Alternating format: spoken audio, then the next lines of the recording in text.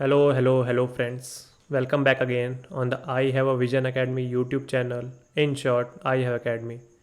So, today we will be going to discuss the current affairs in the Neoka series. Time period क्या है हमारा June 1 to 15. So, without any further ado, let's jump straight to our current affair series. So, our first article is regarding non-aligned movement. देखिए ईरा चल रहा था cold war का, मतलब the end of second world war and the disintegration of the USSR.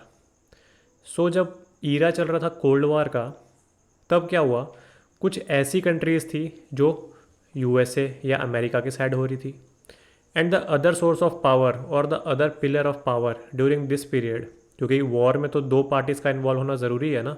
So that was USSR और present day Russia. तो बहुत सारी कंट्रीज़ दो खेमे में बट रही थी, आधी इनके साइड में और आधी इनके साइड में। But there were few countries like our प्यारा भारत और इंडिया, और इसी के साथ there are so many countries that don't want to align with either of these two superpowers at that period of time। क्यों?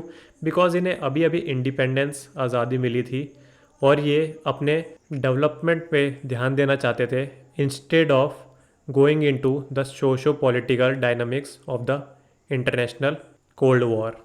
सो इंडिया और इन्हीं के आइडियोलॉजी जैसे देशों ने मिलके those who don't want to get aligned with these two super powers, इन्होंने Bandung में एक कॉन्फ्रेंस हुई थी, एशिया और Africa conference.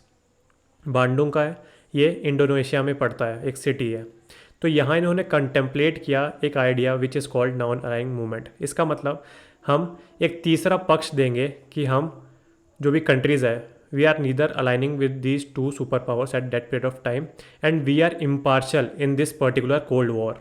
So this particular idea came into being in the Yugoslavia Belgrade. इसकी सिटी है यूगोस्लाविया की Belgrade. उसी में ही नाम की फर्स्ट समिट ऑर्गेनाइज हुई। कब? 1961 में। किन किन की लीडरशिप में? देखिए ये सब एक बार आप देख लीजिए, but the most important is Jawaharlal Nehru of India. So this was important. We are founding member of non aligned movement. अगला आर्टिकल है हमारा मिड डे मील स्कीम के बारे में। देखिए मैंने आपको पिछले क्लासेस में भी पूछा था कि न्यूज़ आपके लिए इम्पोर्टेंट है या नहीं, तो आप एक बार बता देना। तो मिड डे मील स्कीम, ये पर्टिकुलर चीज़ न्यूज़ में थी। कब लॉन्च हुई थी? इन 1995। It is a centrally sponsored scheme. क्या करते हैं इसमें? हम इसमें खाना परोसते हैं, हॉट कुक्ड मील। किनको? बच्चों को जिनकी एज 6 से 14 आयु के बीच में है और जो कि क्लासेस 1 to 8 में जाते हैं। एम क्या होगा फिर इस स्कीम का? हाँ, हमको स्कूल का जो एनरोलमेंट रेट है वो बढ़ाना है। अब सिटीज़ में तो आराम से बच्चे जाते हैं, but it is morally focused on the rural areas. So to get rural children enrolled in the formal education system, that's why some घूस बोल लीजिए इसको, ठीक है, इंग्लिश में तो सोप बोलते हैं, सोप ये देते हैं। किन के लिए? पेरेंट्स के लिए भी, कि पेरेंट्स की मेंटेलिटी ऐसी हो कि दोपहर का इसका बच्चे का खाना स्कूल में ही हो जाएगा, हमको घर से नहीं देना पड़ेगा। मोर ओवर एजुकेशन भी उसे मिल जाएगी। So taking into consideration all these benefits in their minds, parents force their children to go to school.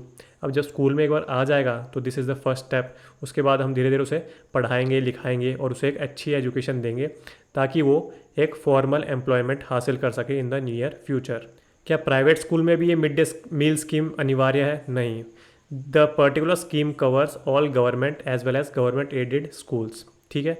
और जो सर्व शिक्षा अभियान हमारा चला आ रहा है पहले से, उसमें जो मदरसाज एंड मकतब्स हैं उनके बच्चों को भी मिड डे मील स्कीम का फ़ायदा पहुंचाया जाएगा। तो कौन चलाती है mid day meal scheme? Of course ministry of education. पहले इसका नाम क्या था? Ministry of HRD। Next article is national artificial intelligence portal. किन्होंने बनाया है? This has been jointly developed by the MeitY as well as NASSCOM. क्या क्या फुल फॉर्म है देख लीजिए। Ministry of electronics and information technology, that is MeitY, मतलब government की एजेंसी है, एजेंसी तो नहीं, मिनिस्ट्री है ये। And national association of software and services companies, ये गवर्नमेंट के अंडर है? नहीं। This is a particular association. किन किन के लिए? सॉफ्टवेयर और सर्विसेज कंपनी जितनी भी है उन्हीं सब की ये एसोसिएशन है इंडिया में। सो काइंड ऑफ आप बोल सकते हैं, काइंड ऑफ, नॉट एग्जैक्टली, या तो प्रेशर ग्रुप बोल सकते हैं या एक लॉबी ग्रुप बोल सकते हैं आप इन्हें, क्योंकि ये जो बड़े बड़े लॉबी ग्रुप्स होते हैं ये स्ट्राइक्स दे के, धरना दे के प्रेशराइज कर सकते हैं गवर्नमेंट को to implement a policy on the soils of India that is beneficial to this particular software and services related companies. So ये गवर्नमेंट के अंडर नहीं है, तो हमको ये ध्यान रखना है, ये मीटी एज वेल एज नेस्कॉम ने बनाया मिलके। जैसे कि समझ आ रहा है नेशनल एआई पोर्टल, इसका मतलब नेशनल लेवल पे हमने एक पोर्टल मतलब ऑनलाइन पेज बनाया है। ऑनलाइन पेज क्या है? साइट ये रही, आप देख सकते हैं जाके। इस एआई पोर्टल पे आपको एक ही डिजिटल प्लेटफॉर्म पे सारी एआई से रिलेटेड सर्विसेज उपलब्ध कराई जाएंगी। So it is a one stop digital platform. कैसे कैसे resources? All the resources related to AI, मतलब article, startups, investment funds, resources, companies and educational institutions. इस पे एक अलग से सेक्शन भी है जिसमें आप न्यू जॉब रोल्स के बारे में सीख सकते हैं। कैसे जॉब रोल्स? जो भी फ्यूचर में बहुत बेनिफिशियल या लुक्रेटिव जॉब्स हैं। किसके रिलेशन में? एआई, सब एआई के रिलेशन में। इसी से रिलेटेड एक और चीज़ है responsible artificial intelligence for youth program. इसमें क्या है? As the name suggest we want to train youth in the particular AI field, artificial intelligence field. तो किस पे फोकस्ड है ये? स्टूडेंट्स फ्रॉम गवर्नमेंट स्कूल्स, इनको हमें बहुत ही अच्छी तरह निपुण बनाना है ताकि ये एआई, आर्टिफिशियल इंटेलिजेंस सेक्शन में बहुत ही आगे जा सके। Next article is the schedule caste and schedule tribe prevention of atrocities amendment act 2018। क्या करता है ये क्लियरली सेपरेट करता है या डिफाइन करता है specific crimes which are done against SCs and STs, और जो ये क्राइम कर रहे हैं उनके लिए पर्टिकुलर क्या पनिशमेंट्स होंगी वो भी ये पर्टिकुलर एक्ट में लिखी गई हैं। जो भी ऐसे क्राइम जो SC और ST के ऊपर एट्रोसिटीज़ डिफाइन करे गए हैं, तो ऐसा ये जो पर्टिकुलर एट्रोसिटीज़ वर्ड है ये इस एक्ट में पर्टिकुलर डिफाइन है कि which of the following acts will come under the atrocities against SCs and STs। और ये जो सारे क्राइम्स हैं दीज आर कॉग्निजेबल। इसका मतलब आपको तो नहीं, बट पुलिस को वारंट नहीं चाहिए आपको पकड़ने के लिए। ऐसे पब्लिक सर्वेंट्स, इसका मतलब जो भी गवर्नमेंट ऑफिशियल्स हैं which are non SC ST, मतलब OBC या जनरल कैटेगरी में, और ऐसी कोई कंप्लेंट उनके पास आई है उनके संज्ञान में और वो उस पर they are not taking any action, then this particular act provides punishment for this particular section also. कौन इंप्लीमेंट करता है ये? State governments and UTs। Of course central administration कुछ तो असिस्टेंस देगा in terms of monetary benefit. इसका जो section 18A है ये बहुत न्यूज़ में रहता है, तो ये देख लीजिए। इस एक्ट के अंडर जो भी हम इंक्वायरी करेंगे, कैसी? प्रीलिमिनरी इंक्वायरी, मतलब फर्स्ट स्टेज की inquiries, the police shall not require any registration of FIR, first information report against any person. इसका मतलब पुलिस को एक पर्टिकुलर केस आया which it deemed it is under SCs and ST prevention of atrocities act of 2018। So सबसे पहले तो कोई warrant नहीं चाहिए उसे, और दूसरी बात तो FIR भी नहीं चाहिए उसे। मतलब उसको पता चला, बिना FIR कॉपी साइड में रखो, वारंट के मत लेने जाओ और डायरेक्ट पर्सन को जाके उसके ऊपर केस स्टार्ट करो as a preliminary inquiry. Next article is Mali के कू के बारे में। कू आपको पता है, when the military administration takes over the civil administration in a country. तो देखिए बहुत ही अच्छी हिस्ट्री है इनकी। 2 coups इन पास्ट 2 years, और पहले भी कू होते रहे हैं। तो हमारे एग्ज़ाम पॉइंट ऑफ व्यू से माली की लोकेशन इंपॉर्टेंट हो जाती है। So this is our Africa. एक पर्टिकुलर मैपिंग सीरीज़ भी बहुत जल्दी आने वाली है इसी चैनल पे, सो तब तक के लिए वेट कीजिए। अभी देख लेते हैं माली की लोकेशन। सो अगर आपको ये ऊपर की 4-5 कंट्रीज़ याद करनी है अफ्रीका में, सो डैट इज़ MALE। ये क्या है? मोरक्को, अल्जीरिया, लीबिया, इजिप्ट, और यहाँ छोटा सा टूनीशिया आ जाता है। तो इसी लाइन से आप बार बार याद कर सकते हो। माली की लोकेशन देख लीजिए। This coloured part is Mali, it is a landlocked country. तो अभी तक हमें यही याद रखना है, काफ़ी है इतना। नेक्स्ट आर्टिकल इज़ रिगार्डिंग युवा स्कीम। फुल फॉर्म क्या है? Young upcoming versatile authors. This is not that much very important scheme because a similar kind of scheme has bin run by a different ministry. तो इतना confusing तो UPSC नहीं देगी। यही युवा स्कीम युवा के ही नाम से एक डिफरेंट मिनिस्ट्री में भी चल रही है। तो देख लेते हैं फिर भी। Ministry of education of coarsely चलाती है। इससे समझ के आ रहा है young upcoming and versatile authors. सबसे पहले तो ऑथर्स के लिए पर्टिकुलर स्कीम है। उनको क्या करना है, हमें उन्हें मेंटरशिप प्रोवाइड करना है। क्यों प्रोवाइड करनी है? ताकि वो ये जो अपकमिंग और ये जो यंग हमारे पास टैलेंट है, इनको एक अच्छे से इस बर्ड को एक फूल में ग्रो किया जाए। मतलब एक हमारे पास इंटरनेशनल लेवल के ऑथर्स हो जो मैन बुकर प्राइज़ भी जीते हैं, है ना। तो यही लिखा है, it is an author mentorship program which will train young and budding authors age below 30 years in order to promote reading, writing and book culture in India. Next article is sedition law, which is very controversial law in India. So इसकी जो सबसे पहली origin हुई थी वो कब हुई थी? In 1837 by Thomas Macaulay. So इन्होंने ये पर्टिकुलर लॉ की नींव रखी थी। But at the time of formalisation of the Indian penal code which was enacted in 1860, तब इसे नहीं रखा गया था आईपीसी में। ध्यान दीजिए, नहीं रखा गया था। बाद में बाय सर जेम्स स्टीफन एक अमेंडमेंट हुई थी पर्टिकुलर इन 1870। तब ये सेक्शन 124A के तहत ये सेडिशन लॉ को it has been placed in the IPC. आपको पता है ना आईपीसी और सीआरपीसी में difference. See this IPC contains what are the punishments for a particular crimes, and CrPC जो भी क्रिमिनल क्राइम्स हैं, एक सिविल क्राइम्स भी तो होते हैं ना और एक क्रिमिनल क्राइम्स होते हैं। तो जो भी क्रिमिनल क्राइम्स हैं उनमें जो पनिशमेंट मिलेगी वो आईपीसी से देखेंगे हम, और उस पनिशमेंट को कैसे अप्लाई करना है या कैसे प्रूव करना है, that has been written in criminal procedure code. So the year was 1870 when sir James Stephen by an amendment inserted this particular section 124A of sedition law in the IPC.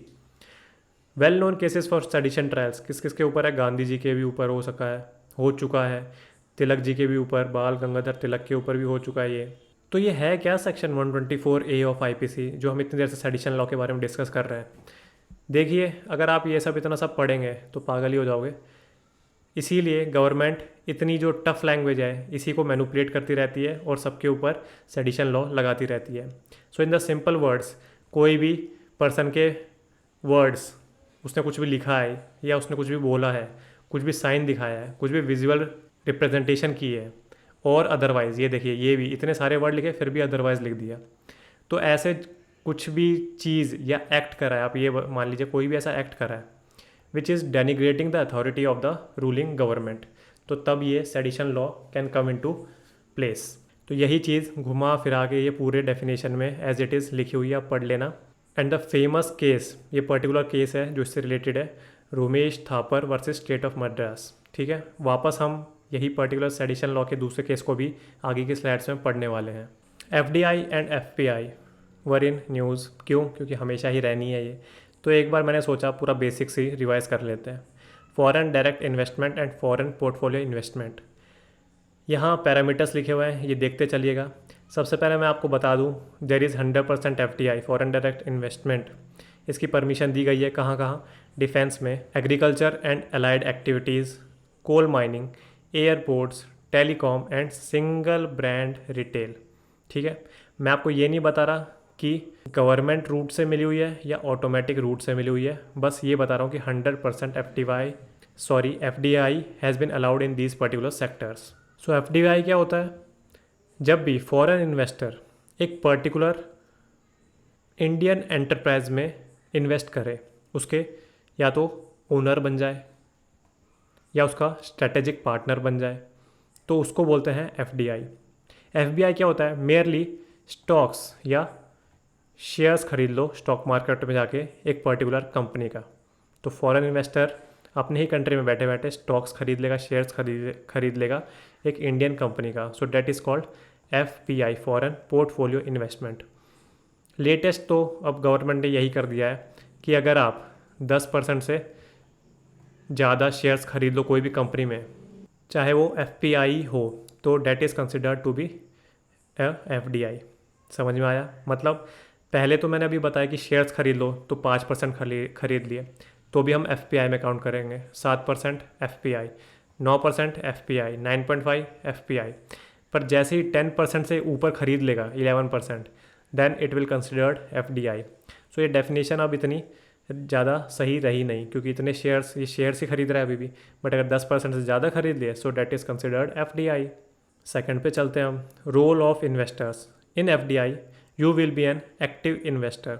आप सारे business पे नज़र रखोगे, क्यों? Because you are kind of owner और strategic owner. So profit और loss incurred by the company will be your profit as well as your loss. तो जहाँ भी आपका नुकसान, हानि हो सकती है, वहाँ आप ज़्यादा एक्टिवली मैनेज करोगे अपनी इन्वेस्टमेंट को। But in case of FPI you are only buying shares by sitting in your own chair in the foreign country. तो you are kind of passive investor, और आप ज़्यादा बोर्ड मीटिंग्स को attend भी नहीं कर सकते। ऊपर से ये जो पर्टिकुलर कंपनी क्या कर रही है, अपनी कैसे स्ट्रेटेजी प्लान कर रही है, अपना बिजनेस कैसे प्लान कर रही है, वो भी आपके कंट्रोल में नहीं है। तो आप चुपचाप बैठे रहोगे, company will make profit and it will give you some benefits. So you are passive investor in case of FPI। Type देख लीजिए, this is under direct investment. क्यों? आप पर्टिकुलर अपने पैसे लगा रहे हो इन द इंडियन एंटरप्राइज, ठीक है। This is indirect investment. आप उसमें स्टॉक्स में उसके रुपए लगा रहे हो और आपको इंटरेस्ट आ जाएगा बस। So that is indirect investment. Degree of control, जैसा कि मैंने बताया, आपकी हानि हो रही है, आपका प्रॉफिट हो रहा है, so you are active investor, that's why degree of control is high. आप उसके बोर्ड मीटिंग्स को अटेंड करोगे, देन कैसे वो अपना बिजनेस प्लान कर रही है उसमें भी आप अपने आइडियाज़ दोगे। But here in FPI it is very low. Term में देख लीजिए, आप अगर एक पर्टिकुलर फिजिकल एसेट में अपनी इन्वेस्टमेंट को दे रहे हो, so it will be a long term, ठीक है। जैसे गोल्ड में अगर आप गोल्ड खरीदोगे, सो गोल्ड जब भी आप खरीदते हो, आपके माइंड में आपको पता है this is my long term investment. ऐसा नहीं मैं अभी गोल्ड खरीद के 1 महीने बाद बेच दूंगा। So same goes for FDI। So it is a long term and FPI is short term. ऊपर से आप ऐसे भी याद रख सकते हो, एक पूरी कंपनी आपने खड़ी करी है, तो आप उसको ऐसे ही क्यों जाने दोगे, आप बेच दोगे। देन मैनेजमेंट ऑफ प्रोजेक्ट्स, इसमें बहुत एफिशिएंटली काम होता है, because you are an active investor. आप हमेशा उसके पूरे बिजनेस पे ध्यान रख रहे हो। FPI के केस में इट इज़ लेस एफिशिएंट, क्योंकि आपको परवाह नहीं है, जब तक आपका इंटरेस्ट आ रहा है then everything is well and good. Entry and exit in the case of FDI it is difficult. क्यों? मैंने अभी आपको बताया, आपने पूरी एक बिल्डिंग बनाई है। नाउ अगर आप यहाँ से जाना चाहते हो, so you will B liquidating your assets, मतलब दिस बिल्डिंग। और जहाँ लिक्विडेटिंग ऑफ असेट्स की बात आती है, वहाँ गवर्नमेंट विल गेट इन्वॉल्व। और गवर्नमेंट तो आपको पता ही है, red tapism, delay in everything. तो it is quite difficult for the FDI to leave और liquidate all this particular assets and leave our country. FPI अपने घर बैठे बैठे शेयर्स को बेच देगा, रिलेटिवली ईजी। जैसा कि मैंने FDI में बताया, we are investing, not we but foreign investors are investing in our country in the physical assets, but FPI में stocks, so financial assets. This particular FDI in one country will leads to transfer of funds, huge payment लाएंगे। क्यों? Building बनानी है, capital machinery खरीदनी है ना, for the production of valuable items. Then transfer of technology will take place. क्यों? क्योंकि जो भी अपने वो बिजनेस और जो भी technology the owner is using in his home country, the same efficiency he wants to bring to India. क्यों? यहाँ भी उसे उतना ही प्रॉफिट कमाना है। So it will lead to transfer of technology. But FPI में only capital inflows are there. इसका मतलब बस रुपए आएंगे आपके पास और कुछ नहीं आएगा। रिस्क किस में ज़्यादा है? देखिए, यहाँ स्टेबल है, क्योंकि आप एक्टिव भी इन्वेस्टर हो। सारे पॉइंट्स एक दूसरे को कॉम्प्लीमेंट ही कर रहे हैं, कोई भी अलग से पॉइंट नहीं है। आप एक एक्टिव इन्वेस्टर हो, आपको प्रॉफिट ज़्यादा चाहिए, आपका ऊपर से फिजिकल असेट है, गोल्ड जैसा असेट है आपके पास, तो इस सब में स्टेबल रिस्क है या रिस्क कम है। बट इन FPI आप कुछ मैनेज ही नहीं कर रहे कंपनी को। आपने अगर ऐसी कंपनी में इन्वेस्ट कर रखा है which will be bankrupted in the near future, so it is very volatile. और कंपनी कब बैंकरप्ट हो जाए किसी को पता ही नहीं चलता। ये थोड़ी सी एडिशनल इन्फॉर्मेशन और डाल दी है मैंने। Sectors where FDI is prohibited in India. Lottery business में आप नहीं लगा सकते, गैम्बलिंग एंड बैटिंग में आप नहीं लगा सकते, chit funds and Nidhi company. अब ये क्या क्या होती है टर्म्स, ये तो आपको इकोनॉमिकल लेक्चर ही देख के पता करना पड़ेगा, और इकोनॉमिकल लेक्चर जल्दी आ जाएगा इस चैनल पे। Trading in transferable development rights.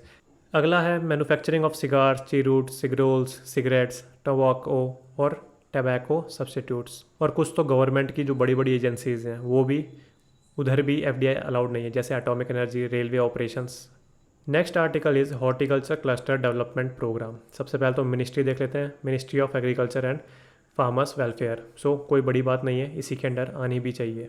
M क्या होना चाहिए? To promote the export of horticulture produce. इसका मतलब जो फल होते हैं apart from the regular vegetables, तो उसी को बोला जाता है हॉर्टिकल्चर। तो इनके प्रोड्यूस को बढ़ावा देने के लिए this particular horticulture cluster development programme has been launched by the ministry of agriculture and farmers welfare. So it is a central sector scheme, मतलब कि सारा पैसा सेंटर ही देगा इस स्कीम को इम्प्लीमेंट करने के लिए।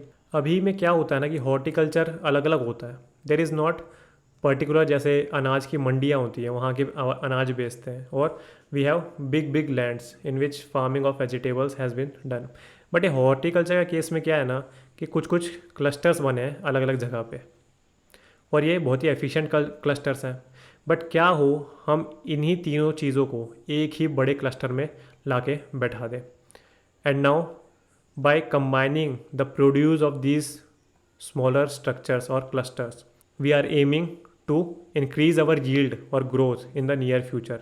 तो इसी को कहा गया है हॉर्टिकल्चर क्लस्टर डेवलपमेंट प्रोग्राम। हमको हॉर्टिकल्चर के फील्ड में एक क्लस्टर सिस्टम बनाना है, क्लस्टर प्रोग्राम बनाना है, ताकि हमारी यील्ड बहुत ही ज़्यादा हो, हमारी इंटरनेशनल मार्केट में प्रेजेंस बढ़े, हमारा हॉर्टिकल्चर प्रोड्यूस है वो बहुत ही क्वालिटी वाला हो। यहाँ कुछ फैक्ट्स डाल दिए मैंने। India is the second largest producer of horticulture crops globally, मतलब सेकंड लार्जेस्ट है हम। कितना वर्ल्ड को देते हैं? Approximately 12% of the world's production of fruits and vegetables. 2019 का डाटा है ये। आंध्र प्रदेश नंबर 1 पे है in the case of horticulture produce, then followed by Maharashtra and UP. Next article is neglected tropical diseases. जैसा कि नाम से ही जाहिर है, इतना इंपॉर्टेंट आर्टिकल नहीं है, बट ये आपको पता होना चाहिए what are neglected tropical diseases. तो मतलब क्या है इसका? नेग्लेक्ट करी गई हैं कुछ डिसीजेस जो ट्रॉपिकल ऑप्स या तो सब ट्रॉपिकल में मिलती है। क्या ये डिसीज़ बहुत ही कम लोगों को है? ऐसा नहीं है। डेवलपिंग कंट्रीज़ लाइक इंडिया और अफ्रीका कंटिनेंट में ये particular disease which are communicable in nature बहुत ही ज़्यादा लोगों को प्रभावित करती हैं। But as these particular disease are not there in case of developed countries, so इन पे इतना ध्यान नहीं दिया जाता, तभी इन्हें बोला गया है नेग्लेक्टेड ट्रॉपिकल डिसीज़। अब क्यों ये डेवलपिंग कंट्रीज़ में क्यों होते हैं? Because there is poverty in developing countries. कोई एडुकेट सैनिटेशन नहीं है, क्लोज कॉन्टैक्ट, क्लोज विसिनिटी में रहते हैं सब, है ना। यहाँ तो फैमिलीज़ में रहते हैं, वहाँ तो वेस्टर्न में तो इंडिविजुअलिज्म बहुत फोकस पे रहता है। सो हाइजीन नहीं है, सैनिटेशन नहीं है। We use to live with our domestic animals. जैसे अगर आप नॉर्थ साइड चले जाओ तो जो ड्रॉट एनिमल्स हैं उनको हम डोमेस्टिकेट करते हैं, फिर जो मिल्च एनिमल्स हैं उन्हें हम डोमेस्टिकेट करते हैं। भेड़ बकरी हैं, उनसे हम वूल लेते हैं, तो उनके साथ भी रहना पड़ता है। So combining all these reasons, there are some communicable diseases in the developing countries. Examples देख लीजिए आप। रेबीज़ है important, sleeping sickness which is also called human African, जो भी बोल लो। लिम्फेटिक फिलियरेसिस है, ट्रैकोमा है। अच्छा, ये ट्रैकोमा जो डिसीज़ है ना, ये आई डिसीज़ है, और recently India has declared trachoma free. ये पर्टिकुलर न्यूज़ थी, न्यूज़ तो क्या थी, ये टर्म थी इंटरसेक्शनैलिटी। तो आपको पता होना चाहिए क्या है। देखिए, जो भी हम एक इंडिविजुअल है ना, सो ये जो हमारी एक आइडेंटिटी है, ये बहुत ही चीज़ों से प्रभावित होती है। किससे? जैसे class is more of a economical term, caste is more of a birth term, जो भी बर्थ बायस्ड है वो कास्ट है। सेक्सुअलिटी, मेल फीमेल या अदर जेंडर। रेस क्या है हमारी, रिलीजन क्या है, कल्चर क्या है। तो ऐसे आप कितने भी फैक्टर्स ला सकते हो to identify one's person identity. ठीक है, तो इंटरसेक्शनैलिटी का कंसेप्ट ये कहता है कि देखिए, कुछ तो वर्ग हैं जो हमारे समाज में, वो हाँ, वो भी डिस्क्रिमिनेटेड हैं, but there are only 1 or 2 factors on which they can be discriminated. एक अदर सेक्शन है, ये 2 तो हैं ही उसके पास, पर 4 और हैं जिसके वजह से ये मोर डिप्रेस्ड है या मोर एक्सप्लॉयटेड पर्टिकुलर आइडेंटिटी है। तो इसी को बोलता है इंटरसेक्शनैलिटी। अगर आपको नहीं समझ आया तो एक एग्जांपल लेते हैं। हमारे पास एक है मेल, एक है फीमेल। कौन ज़्यादा इंडियन सोसाइटी में एक्सप्लॉयटेड होगा या डिस्क्रिमिनेशन किया जाएगा या वल्नरेबल होगा? Of coarsely females. अब देखिए, अब एक ये फीमेल है और अब एक ये फीमेल है जो कि एक दलित वूमेन है। तो नाउ हेयर, यहाँ तो बस जेंडर बायस था जब हम इन दोनों को कंपेयर कर रहे थे, but now while we are comparing these to women's, पहली बात तो ये वुमेन है तो इसलिए नीचे हो जाएगी, ऊपर से एक दलित वर्ग की है तो इस पर और बर्डन आ जाएगा। ठीक है, अब एक और वुमेन ले लीजिए, ये क्या है, ये भी वुमेन है, तो ठीक है, पहला तो पॉइंट क्लियर हो गया कि हाँ ये भी वुमेन है। सेकंड मैं बोल रहा हूँ कि ठीक है ये भी दलित है, तो ये भी ठीक है, इन दोनों की कंडीशन सेम ही है। बट एक क्लास का कंसेप्ट ले आता हूँ मैं यहाँ कि इसका इकोनॉमिक वेलबींग ज़्यादा अच्छा है, मतलब इसकी जो फैमिली है या जो ये पर्टिकुलर महिला है ये 3 से 4 लाख कमाती है इन अ पर्टिकुलर मंथ। तो इंटरसेक्शनैलिटी में while comparing these two women, this particular women is more depressed और vulnerable than particular this women. So इसी को कहा गया है सब्जेक्ट और कंसेप्ट ऑफ इंटरसेक्शनैलिटी। तो इंटरसेक्शनैलिटी के कंसेप्ट को समझने में हमको यही समझ आता है कि ऐसा नहीं है कि बस एक दो जेंडर्स के बीच में लड़ाई है, नहीं, there are various factors which will overlap with one's identity. जैसे हमने बताया, पहले आप वुमेन हो, उसके बाद आपकी क्लास भी कम है, उसके बाद आपकी कास्ट भी नीचे है, so that is more depressed और वल्नरेबल वुमेन। यही मैंने नीचे एग्जांपल में लिखा है, अ वुमेन फेस सेक्सिज्म, कैसे मेल और फीमेल में सेक्सिज्म हो गया। Dalit women face casteism as well as sexism, तो ये दोनों आ गया, तो दो इंटरसेक्शनैलिटी के फैक्टर्स आ गए। अब एक और ऐसी वुमेन लीजिए जो कि ट्रांस है, थर्ड जेंडर है, डिसेबल्ड है, ऊपर से दलित भी है, तो ये तो एक नंबर ऑफ फैक्टर्स आ गए, पूरे कॉम्बिनेशन ऑफ फैक्टर्स हैं। किन किन के? ट्रांसफोबिया, मतलब जो ट्रांस से दूर रहते हैं लोग, एबलिज्म, मतलब क्योंकि डिसेबल है तो ये एबलिज्म का कंसेप्ट आ गया, और दलित है तो यहाँ कास्टिसिज्म का भी कंसेप्ट आ गया। सो this is all about intersectionality. अगला आर्टिकल है नेशनल ह्यूमन राइट्स कमीशन। पिछले बार भी था न्यूज़ में, पर जितनी बार रिवाइज करेंगे उतनी बार याद हो जाएगा, क्या पता है यूपीएससी कब क्या पूछ ले। इंडिपेंडेंट स्टैट्यूटरी बॉडी है, कब फॉर्म की गई थी? 1993 में। एक्ट कौन सा आ गया? Protection of human rights act of 1993, that's why statutory body. कौन से इंटरनेशनल प्रिंसिपल्स हैं जिनके तर्ज पे नेशनल ह्यूमन राइट्स कमीशन बना है? A particular principles called Paris principles. इन्हीं के तर्ज पे हमने protection of human rights act 1993 को लेजिस्लेट किया, और हमने दायित्व बनाया, ड्यूटी बनाई स्टेट गवर्नमेंट्स की to establish state human right commission. So ये याद रखिए, NHRC is a multi member body. कौन कौन होता है इस बॉडी में अभी देखेंगे आगे। Our president appoints the chairman and members of NHRC, तो आपको ये पता होना चाहिए। खुद से अपॉइंट करते हैं? नहीं, a particular high powered committee headed by the prime minister will give और recommend name to the president to appoint this particular chairman and members. ठीक है, तो स्टेट कमीशन, जो स्टेट ह्यूमन राइट्स कमीशन होता है, उसके मेंबर्स कौन appoint करता है? गवर्नर। तो ये याद आप रखना। ये पर्टिकुलर स्लाइड है, इसमें आप सारी अमेंडमेंट्स देख सकते हैं जो 2019 में करी गई। This was original act.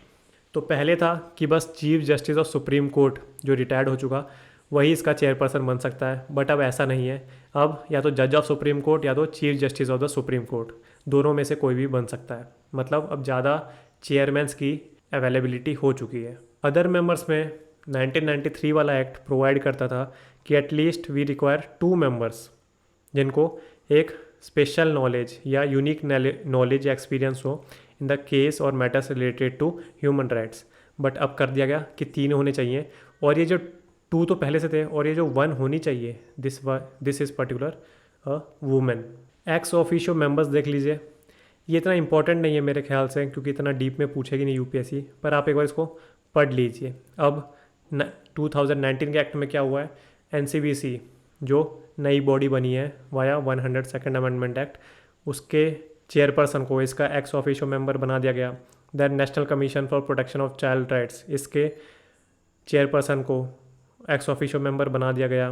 Then ये particular chief commissioner for persons with disabilities, ये जो पर्टिकुलर बॉडी है इसके चीफ को भी एक्स ऑफिशियो मेंबर बना दिया गया नेशनल ह्यूमन राइट्स कमीशन का। टर्म देख लीजिए, पहली थी 5 ईयर्स और till the age of 70 years, जो भी पहले आएगी date was the term of the national human rights commission.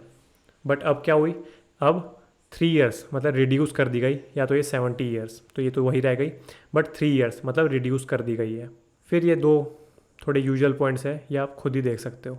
Next article is one nation one standard. Aim क्या है, to ensure that quality products are made available to the customers. और ऊपर से international market में हमारे Indian products को quality products कहा जाए, ना कि चाइना जैसा टैग मिल जाए कि ये तो चाइना का प्रोडक्ट है, 2 दिन भी नहीं चलेगा। तो जो स्टैंडर्ड अथॉरिटी इंडिया की है, कौन है, ब्यूरो ऑफ इंडियन स्टैंडर्ड, जिसको शॉर्ट फॉर्म में BIS भी बोलते हैं। ये एक हमारी नेशनल बॉडी है that will frame rules regarding the standards और quality of products in India. तो इसने 20,000 से भी ज़्यादा standards for the various products दिए हुए हैं।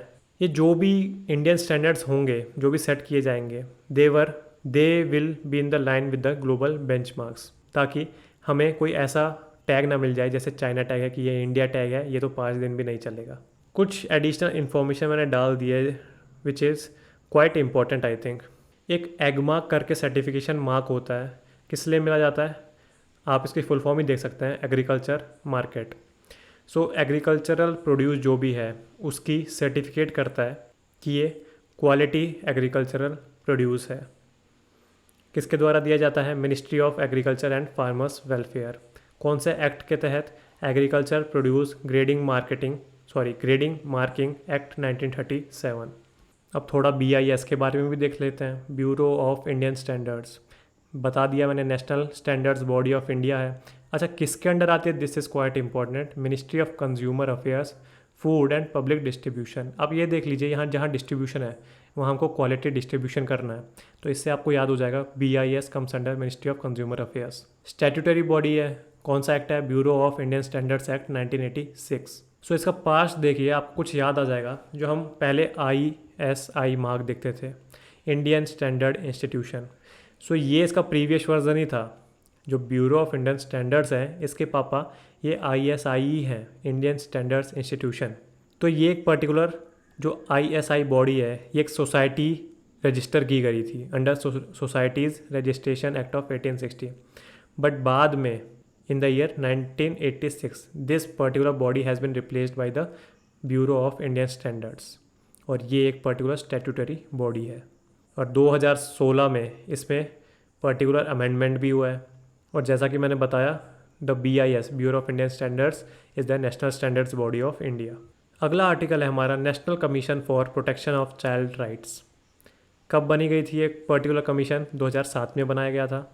कौन से एक्ट के तहत, commission for protection of child rights act of 2005। So statutory body है।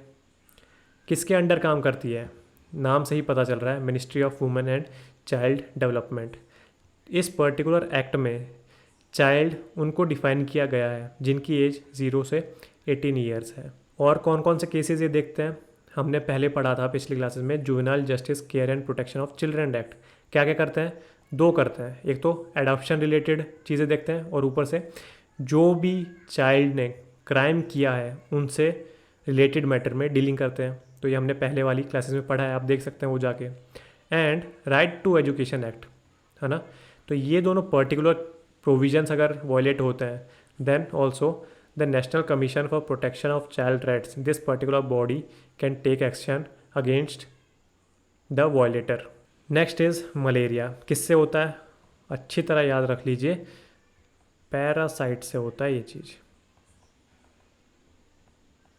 ठीक है। और डेंगी आई थिंक शायद से वायरस से होता है,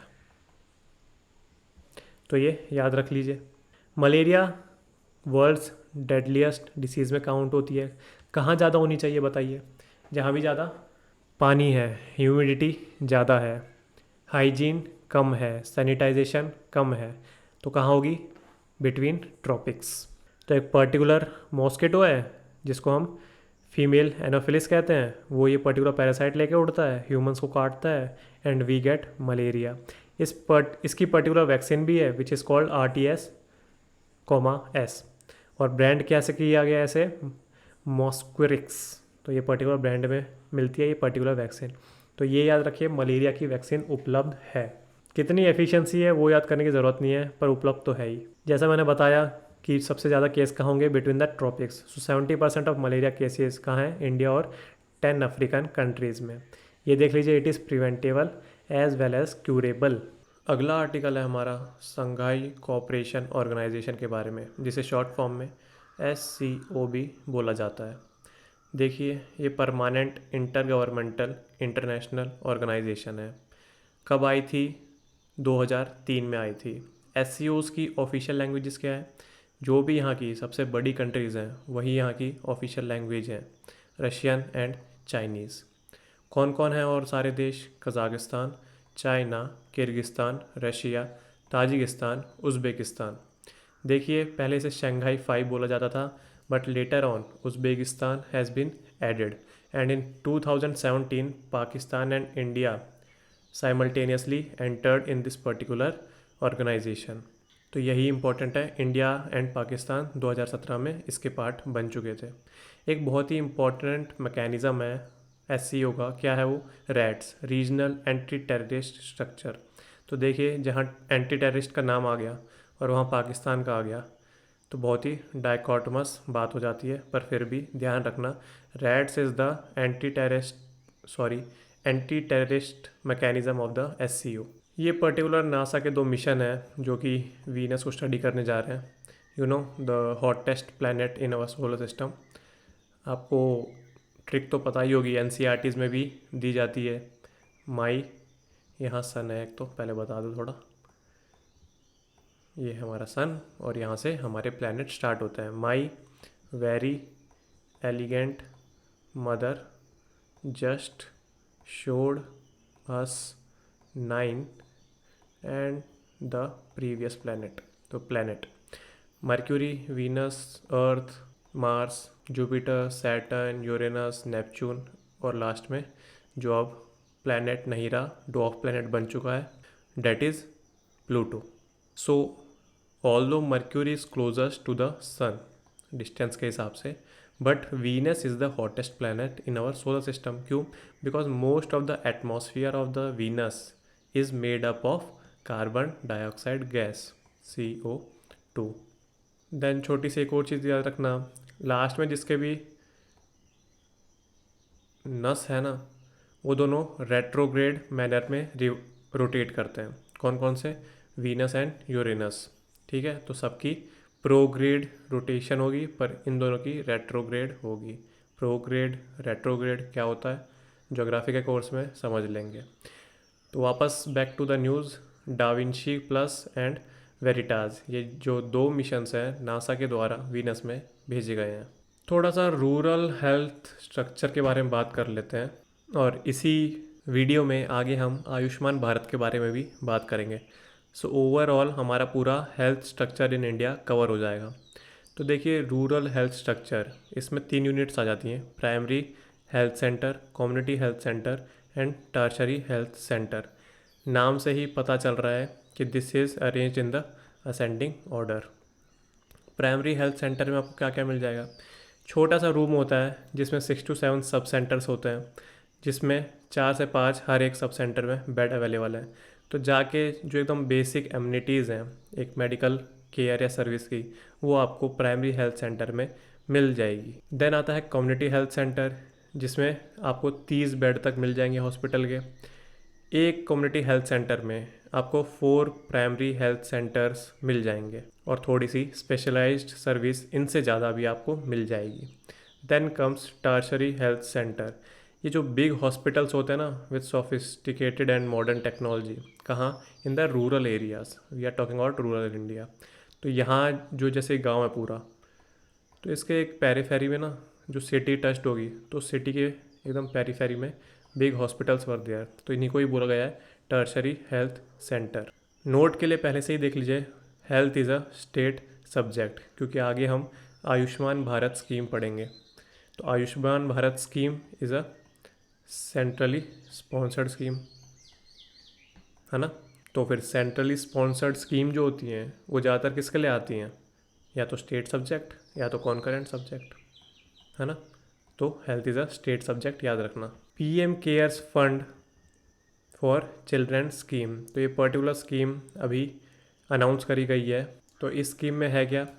देखिए ऐसे बच्चे जिन्होंने कोविड-19 की महामारी में अपने दोनों माता पिता को खो दिया है, या जो एक सिंगल पेरेंट चाइल्ड थे वो, तो सिंगल पेरेंट को उन्होंने खो दिया है। पहले से अनाथ थे और उनका कोई लीगल गार्जियन था, वो मर चुके हैं इस पर्टिकुलर कोविड-19 में। या जिन पेरेंट्स ने एक चाइल्ड को अडॉप्ट किया है और वो अडॉप्टिव पेरेंट्स मर चुके हैं, तो ऐसे सारे बच्चों को एक सम अमाउंट मिलेगा वर्थ ₹10 लाख। कहाँ से? पीएम केयर फंड से। तो हम क्या करने वाले हैं, देखिए ये छोटे बच्चे हैं तो इनको एक साथ तो 10 लाख हम देंगे नहीं। तो at attaining the age of 18 years we will start their monthly stipend from this whole sum of ₹10 lakh. कब तक देंगे? जब तक उनकी साल 23 ना हो जाए। तो 5 साल तक हमें उन्हें मंथली स्टाइपेंड देना है। एंड आफ्टर डैट जो भी बचेगा इस 10 लाख रुपए में से हम उनको एक साथ दे देंगे after attaining the age of 23 years. और वो मतलब बच्चे ये जो पर्टिकुलर सम है कैसे भी यूज़ कर सकते हैं after attaining their age of 23 years, मतलब पर्सनल यूज़ में या तो प्रोफेशनल यूज़ में, ये उनके डिस्कशन के ऊपर है। मोर ओवर ऐसे बच्चों को केंद्र विद्यालय या प्राइवेट स्कूल्स में एडमिशन भी दिलाया जाएगा, हेल्प करी जाएगी। अगर ऐसे बच्चे हायर एजुकेशन पाना चाहते हैं तो उन्हें एक स्कॉलरशिप भी दी जाएगी और एजुकेशनल लोन भी on the concessional basis provide किया जाएगा। ऐसे बच्चे आयुष्मान भारत स्कीम में भी एनरोल कर दिए जाएंगे। हमको पता है कि जो आयुष्मान भारत के बेनिफिशियरीज़ हैं उनका डेटा 2011 के सोशो इकोनॉमिक कास्ट सेंसस से स्टेट द्वारा डिसाइड किया जाता है। बट ऐसे बच्चे जो हमने अभी डेफिनेशन बताई, इन बच्चों को भी उस पर्टिकुलर लिस्ट में एनरोल किया जाएगा under the scheme of Ayushman Bharat. अब पूरे ही स्कीम का mechanism, financing mechanism PM cares fund ही है, तो इसी के बारे में जान लेते हैं। फुल फॉर्म क्या है? Prime ministers citizen assistance and relief in emergency situations fund, तो इसी को बोला जाता है पीएम केयर्स फंड। अभी आया था ये कोविड-19 के पेंडेमिक में, जिस भी इंडिविजुअल को एक लमसम अमाउंट डोनेट करनी है टू द गवर्नमेंट तो फिर वो डोनेट कर पाए, तो इसी के उद्देश्य से पीएम केयर्स फंड को लॉन्च किया गया था। ये जो पर्टिकुलर फंड है ना, ये एक पब्लिक चैरिटेबल ट्रस्ट है, ठीक है। तो मतलब कोई भी पब्लिक, जो आम पब्लिक है, वो इसमें चैरिटी एज अ चैरिटी रुपए कितने भी डोनेट कर सकती है। हेड कौन है इस पर्टिकुलर पीएम केयर्स फंड का? नाम ही पता चल रहा है, पीएम इज़ द हेड, मतलब prime minister is the head. And the other members are defence minister, home minister as well as finance minister. जैसे कि मैंने बताया कोई भी इंडिविजुअल कितना भी डोनेट कर सकता है, so micro donations are allowed. Particularly ये जो कोविड-19 पैंडमिक है पूरा, हम इसे एक ही एक्ट पे रेगुलेट कर रहे हैं। क्या है वो? Disaster management act. तो ये जो पर्टिकुलर रुपए आएंगे पीएम केयर्स फंड में, वो हम अपनी जो डिज़ास्टर मैनेजमेंट कैपेसिटीज़ हैं उनको स्ट्रेंथन करेंगे इन रुपए से। And we encourage research in technologies which are there for protecting our citizens of India. अगर आप पीएम केयर्स फंड में कंट्रीब्यूट कर रहे हो तो आपका टैक्स एग्जम्पशन भी मिलेगा, as well as it will qualify for corporate social responsibility, जो कि एक इंडस्ट्रियल या कॉरपोरेट की टर्म है। जो बिग कंपनीज होती है ना, उनके expenditure kind of tax exemption बचा लेता है वो। नेक्स्ट है कंसेप्ट है, ये आर्टिकल तो नहीं, कंसेप्ट है digital services taxes and equalisation levy. देखिए बहुत सारी कंपनी ऐसी होती हैं इन दिस टेक्नोलॉजिकल ईरा जो यूएसए में बैठे बैठे काम कर रही हैं, और कुछ ऐसी हैं जो इंडिया में आके इंडिया में रजिस्टर्ड हैं और यहाँ से अपना काम कर रही हैं। So such countries which are situated in India having their physical assets in India, they are giving the required taxes to the government of India. क्यों? बिकॉज फिजिकल असेट्स हैं इस कंपनी के इंडिया में। But now in this technological era some companies in the USA, like for example Google. तो Google एक ऐसी company है, या तो आप यूट्यूब मान लीजिए, यूट्यूब एक ऐसी कंपनी है which doesn't have any physical assets in India, registered नहीं है, but it is registered in USA. But Indian भी यूट्यूब को यूज़ करते हैं, and on that particular YouTube videos YouTube earns money by providing some advertisements over their videos. इन्हीं से उन्हें revenue generate होता है। तो फिर अभी तक क्या होता आ रहा था, this particular amount of tax the revenue which is generated by YouTube, ये सारा अपना यूएसए में ले जाते थे और वहाँ की गवर्नमेंट को, यूएसए की गवर्नमेंट को टैक्सेस दे देते थे। तो इंडियन गवर्नमेंट का तो लॉस हो रहा था टैक्सेस में। क्यों? Because our Indian citizens are watching those advertisements और उसके ही तर्ज पे रेवेन्यू जनरेट हो रहा है। So we Indians are contributing to the revenue generation of a USA company which is not legally giving any taxes to the government of India. तो यही सही करने के लिए आई थिंक 2017 या 18 में गवर्नमेंट ऑफ इंडिया ने इक्वलाइजेशन लेवी लगा दी। ठीक है, तो इक्वलाइजेशन लेवी छोटा कंसेप्ट है, डिजिटल टैक्स बड़ा कंसेप्ट है। तो अभी हम छोटा कंसेप्ट समझ रहे हैं। तो क्या किया गवर्नमेंट ऑफ इंडिया ने, इक्वलाइजेशन लेवी लगा दी ऐसी कंपनीज़ पे जो वाया एडवर्टाइजमेंट अपना बिजनेस चला रहे हैं, लाइक यूट्यूब पे। सो इसी digital tax pertaining to those companies which are only in advertisement business, उन्हें ही देनी पड़ेगी अब से इक्वलाइजेशन लेवी, जो कि एक पर्टिकुलर टैक्स है। तो यही लिखा है, it is a type of digital tax. It aims to give level playing field between Indian businesses who pay tax in India and foreign e-commerce companies who do business purely of advertisement basis in India and do not pay any income tax here। अब मैंने जैसा बताया, digital service tax ये एक बड़ा concept है। तो जो भी एडवर्टाइजमेंट से अलग ऐसे ही ई कॉमर्स कंपनीज काम कर रही थी outside the India which doesn't have physical presence in India, वो भी बच रही थी अभी तक। बट इंडियन गवर्नमेंट ने पहले से कंटेम्पलेट करना स्टार्ट कर दिया था जब वो इक्वलाइजेशन लेवी आई। तो now in April 2020 India introduced the digital tax system for the companies that are doing business which are apart from advertisement services। तो equalisation levy particular advertisement business के लिए लगाया और डिजिटल सर्विसेज टैक्स जो भी e commerce और किसी तरीके से रुपए कमा रहे हैं, रेवेन्यू जनरेशन कर रहे हैं, उनके लिए डिजिटल सर्विसेज टैक्स लगाया। अगला आर्टिकल है हमारा वर्ल्ड एनवायरनमेंट डे 5 जून। बहुत ही इंपॉर्टेंट दिन है क्योंकि बहुत जगह आपको काम आ जाएगा अगर आप ये रिमेंबर करेंगे कि 5 जून हमेशा वर्ल्ड एनवायरनमेंट डे होता है। सो सबसे पहले इंपॉर्टेंट बात देख लीजिए, the decade 2021 to 2030 has been declared as United Nation decade on ecosystem restoration. तो ये भी बहुत ही इंपॉर्टेंट बात है इस पूरे डिकेड में। इकोसिस्टम होता क्या है ये देख लीजिए, ये पूरी पर्टिकुलर डेफिनेशन है, आप देख सकते हैं, बट छोटी सी आप ये देख सकते हैं, living things plus non living things plus their relations like their dependency on each other.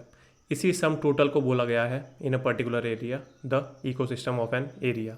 तो यही लिखा है, an ecosystem is a community of living beings in conjunction with the non-living components of their environment interacting as a system। so इनकी relations, इनके interactions, इसको भी हमको consideration में लेना है, that constitutes our whole of ecosystem।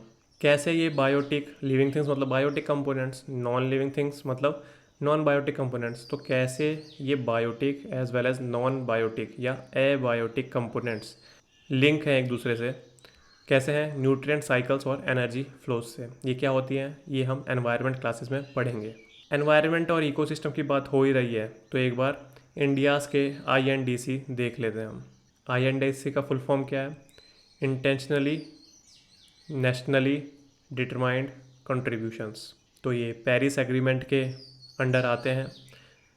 ये legally binding नहीं है जब तक आप इन्हें अनाउंस नहीं करो, बट जैसे ही you will announce your INDC they will automatically be binding on you. हमको कब तक अचीव करना है, 2030 तक अचीव करना है।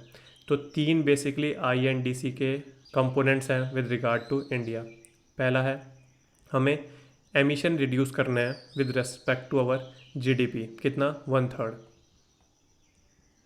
जितनी भी हमारे देश में एनर्जी प्रोड्यूस हो रही है तो हमको पता है मेन सोर्स क्या है, कोल। तो हमें एटलीस्ट 40% इस पर्टिकुलर एनर्जी जनरेशन में रिन्यूएबल एनर्जी को लाना है।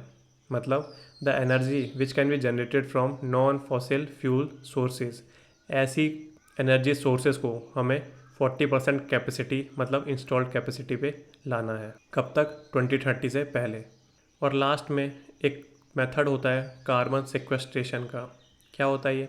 जैसे आप पेड़ लगा लीजिए, या आप एक ऐसा पंप बनाइए जो CO2, ये वाटर है, पानी की गहराइयों में डाल दो, in the deep abysmal waters, तो ताकि ये CO2 वापस ऊपर आ ना सके। So this is called carbon sequestration. So दो तरीके होते हैं कार्बन मिटिगेशन के, या तो आप उसकी प्रोडक्शन ही कम कर दीजिए, और या तो आप ऐसी चीज़ें ज़्यादा लगाइए इन विच कार्बन कैन बी सिक्वेस्टर्ड मोर। तो हम थर्ड जो हमारा INDC है यही है कि हम 2.5 to 3 billion tons of CO2 सिक्वेस्टर करेंगे। कैसे? एडिशनल फॉरेस्ट कवर लगाएंगे। तो हम दोनों फ्रंट्स पे अपने INDC कंप्लीट कर रहे हैं। पहले तो 40% रिन्यूएबल सोर्सेज एनर्जी लेंगे हम, तो हमारे जो direct production of carbon dioxide है वो हम कम करेंगे, और ऊपर से हम एडिशनल प्लांट्स भी लगा रहे हैं ताकि वी कैन सिक्वेस्टर मोर CO2। अब ये मैंने एडिशनल इन्फॉर्मेशन डाल दी क्योंकि इतना सब देख रहे हैं। तो सस्टेनेबल डेवलपमेंट गोल्स SDGs कब से कब तक है? 2015 से 30 तक। तो ये भी देख लेते हैं। सो एक पर्टिकुलर ब्रंटलैंड कमीशन था, इसकी एक रिपोर्ट थी अवर कॉमन फ्यूचर। इन्हीं भाई साहब ने सबसे पहले सस्टेनेबल डेवलपमेंट की डेफिनेशन दी थी, और ये पर्टिकुलर वर्ड यूज़ भी किया था। तो कब आई थी इनकी रिपोर्ट?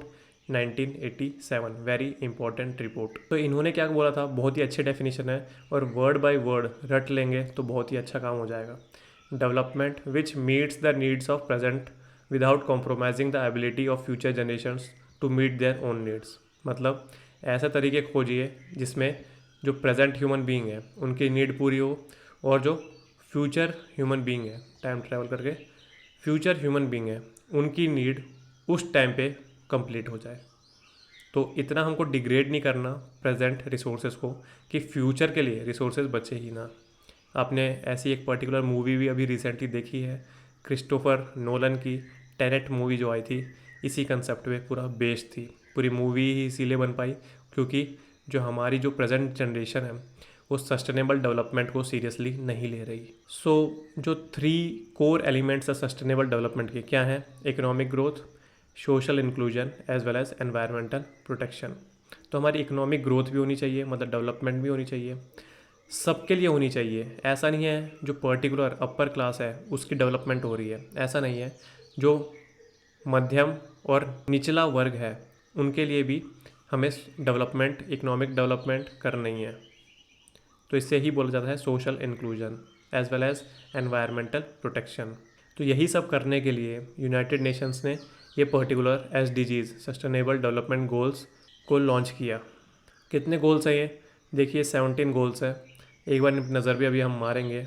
169 टारगेट, स्पेसिफिक टारगेट्स हैं, और कब तक अचीव करना है? 2030 तक।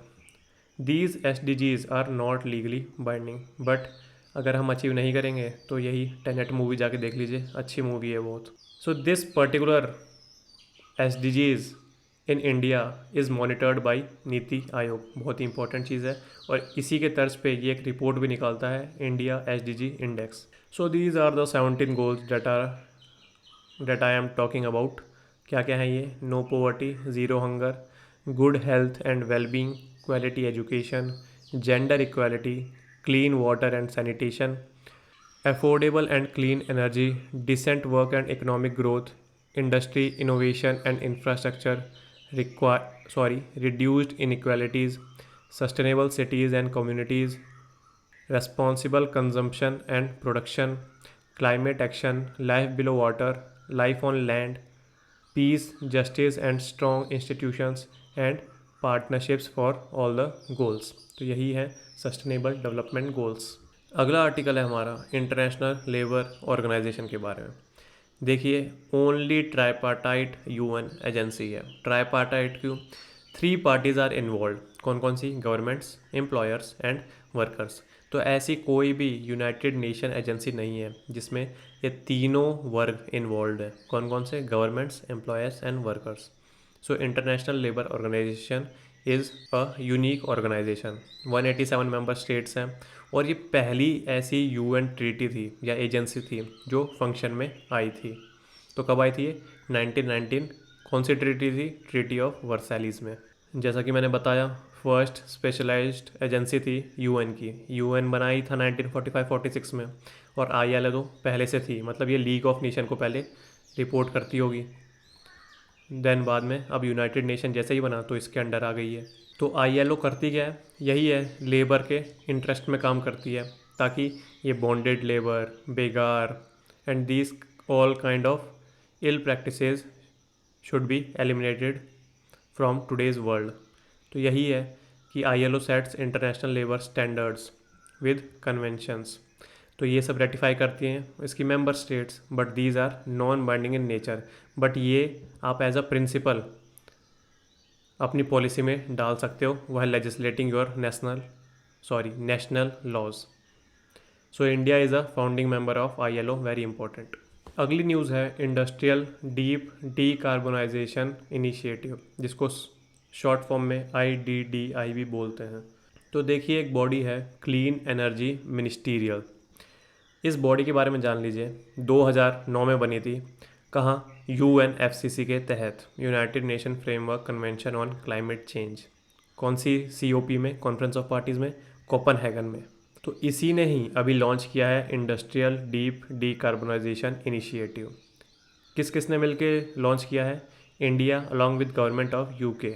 तो ये आपको अच्छी तरह याद रखना है। जैसा कि नेम ही सजेस्ट कर रहा है कि हमें इंडस्ट्री में डीकार्बोनाइजेशन प्रोसेस लाना है, मतलब कम करना है CO2 का production. In the other words, energy efficiency लानी है in our industrial areas. So this particular IDDI is a global coalition of public and private organisation. क्यों वर्क करना है? टू इंक्रीज और stimulate the demand of low carbon industrial materials. ऐसे materials which generates low carbon, या उनकी process या उनकी production में ही बहुत ही कम कार्बन डाइऑक्साइड रिलीज़ हो रही है। IDDI और भी बहुत काम करेगा। कैसे? स्टैंडर्डाइज कर देगा जो भी हम कार्बन असेसमेंट प्रोग्राम्स या स्कीम्स चलाते हैं, इनको स्टैंडर्डाइज करेगा। इंसेंटिवाइज करेगा investment into low carbon product development as well as design industry guidelines. ऐसी इंडस्ट्री गाइडलाइंस जो कि लो कार्बन को प्रमोट करते हैं। यूनिडो बहुत ही इम्पॉर्टेंट एजेंसी है UN की, वो भी कोऑर्डिनेट करेगी to implement this process. Currently ये जो IDDI है, हमने जैसा कि बताया, it is founded by UK and India, United Kingdom and India, and its current members include Germany and Canada. अगला आर्टिकल है ब्लॉकचेन टेक्नोलॉजी के बारे में। तो पूरा ही कंसेप्ट एक बार साइंस एंड टेक को व्यू में रख के समझ लेते हैं। तो सबसे पहले इन्वेंट किसने की गई थी? सतोशी नाकामोटो ने। कब? 2008 में। देखिए, 2008 में फाइनेंशियल क्राइसिस, या जिसे बोलते हैं हम सब प्राइम क्राइसिस, ये आए थे। क्या है ये? आपको समझने की ज़रूरत नहीं है ज़्यादा। सो दिस पर्टिकुलर सब prime crisis has been launched by the bankruptcy of Lehman Brothers bank in the USA। तो उसी के बाद सतोशी नाकामोटो, इन्होंने सोचा कि ऐसी कुछ टेक्नोलॉजी बनाते हैं जिसमें एक थर्ड पार्टी इन्वॉल्व ना हो। It means peer to peer transaction हो। तो अभी जैसा हमको पता है कि कभी भी पीयर टू पीयर ट्रांजैक्शन होती है तो एक कुछ छोटा सा प्लेटफॉर्म बीच में ज़रूर होता है to initiate this transaction process, और कभी कभी तो ये गवर्नमेंट भी हो सकती है। So to eliminate this particular control of the third party and enable P2P transfer, this particular blockchain technology has been developed. और इसी से सतोशी नाकामोटो ने क्या इन्वेंट की? क्रिप्टो करेंसी, और फेमसली बिटकॉइन। ठीक है। So bitcoin is a type of crypto currency. और कौन कौन सी है? जैसे आप मान सकते हैं डॉजीकॉइन, देन एरिथियम करके एक। तो these are all crypto currency. But कौन से टेक्नोलॉजी पे बेच रहे हैं सारी क्रिप्टो करेंसी? ब्लॉकचेन टेक्नोलॉजी पे। तो ये कम्प्लीटली ब्लॉकचेन जो टेक्नोलॉजी है, ये न्यू टेक्नोलॉजी है, न्यू डाटा स्ट्रक्चर यूज़ करती है, वेरी सिक्योर है, क्रिप्टोग्राफिक बेस्ड है, and distributed across a network. मतलब डिस्ट्रीब्यूटेड या पब्लिक लेजर। इसका मतलब क्या है डिस्ट्रीब्यूटेड या पब्लिक लेजर का? थोड़ा सा मिटा देते हैं। तो देखिए, मान लीजिए आपके पास एक्सेल सीट है। ठीक है। एक्सेल सीट क्यों? बहुत ही ज़्यादा महंगी टर्म है, बही खाता है। आप और आपके दोस्त एक फ्लैट में रहते हो, और आप और आपके दोस्त एक बही खाता चलाते हो। क्यों? बिकॉज आपके पर्टिकुलर फ्रेंड ग्रुप में एक लाला है, और वो लाला पहले रुपए पे कर देता है जब भी आप बाहर खाने जाते हो, बट वो एक बही खाता बनाएगा जिसमें वो सबके इंडिविजुअल अमाउंट लिख देगा जो भी उसे बाद में पे करनी है लाला को। किसे? फ्रेंड्स को, बाकी फ्रेंड्स को, लाला को, क्योंकि लाला सबसे पहले पे कर देता है सारी चीज़ें। तो यही बही खाता में लाला लिख लेगा कि भाई दीपांशु के इतने रुपए हैं, अखिला के इतने रुपए हैं, जॉर्ज के इतने रुपए हैं, ठीक है। बट क्या हो अगर ये लाला बेमान हो, तो ये जो अखिला और दीपांकर हैं ये तो सब अपना बही खाता मेंटेन नहीं कर रहे, तो क्या हो एक बही खाता सभी मेंटेन करने लग जाए और इसमें सब सबका लिखे, अपना अपना नहीं, सब सबकी ट्रांजैक्शन फिलअप करें। सो इसे ही बोला गया है डिस्ट्रीब्यूटेड लेजर, कि सबके पास एक, आप मान लीजिए शीट है या डेटा है, तो इसमें फ्रॉड के चांसेस बहुत ही कम हो जाते हैं। तो याद रखना सेंट्रल लेजर नहीं है, पब्लिक या डिस्ट्रीब्यूटेड लेजर है। पब्लिक मतलब सबके पास है, तो सब अच्छे से अपना अकाउंट का हिसाब रख सकते हैं। जैसा कि मैंने बताया, पीयर टू पीयर ट्रांसफ़र होगा, एनोनिमस होगा, क्योंकि गवर्नमेंट कंट्रोल कर ही नहीं रही, थर्ड पार्टी तो है ही नहीं, इसीलिए it disregards any third party interference. और इसी से अब क्या हो गया, it allows decentralisation of the technology. अगला आर्टिकल है Kedarnath Singh versus state of Bihar के बारे में। सो हमने बोला था कि सेडिशन में वापस हम आने वाले हैं, क्यों? Because of this particular case. बहुत ही न्यूज़ में है ये केस, पेपर्स में आए दिन आता रहता है ये। तो किसके रिगार्डिंग है? रिगार्डिंग सेडिशन, अच्छी तरह याद रखना।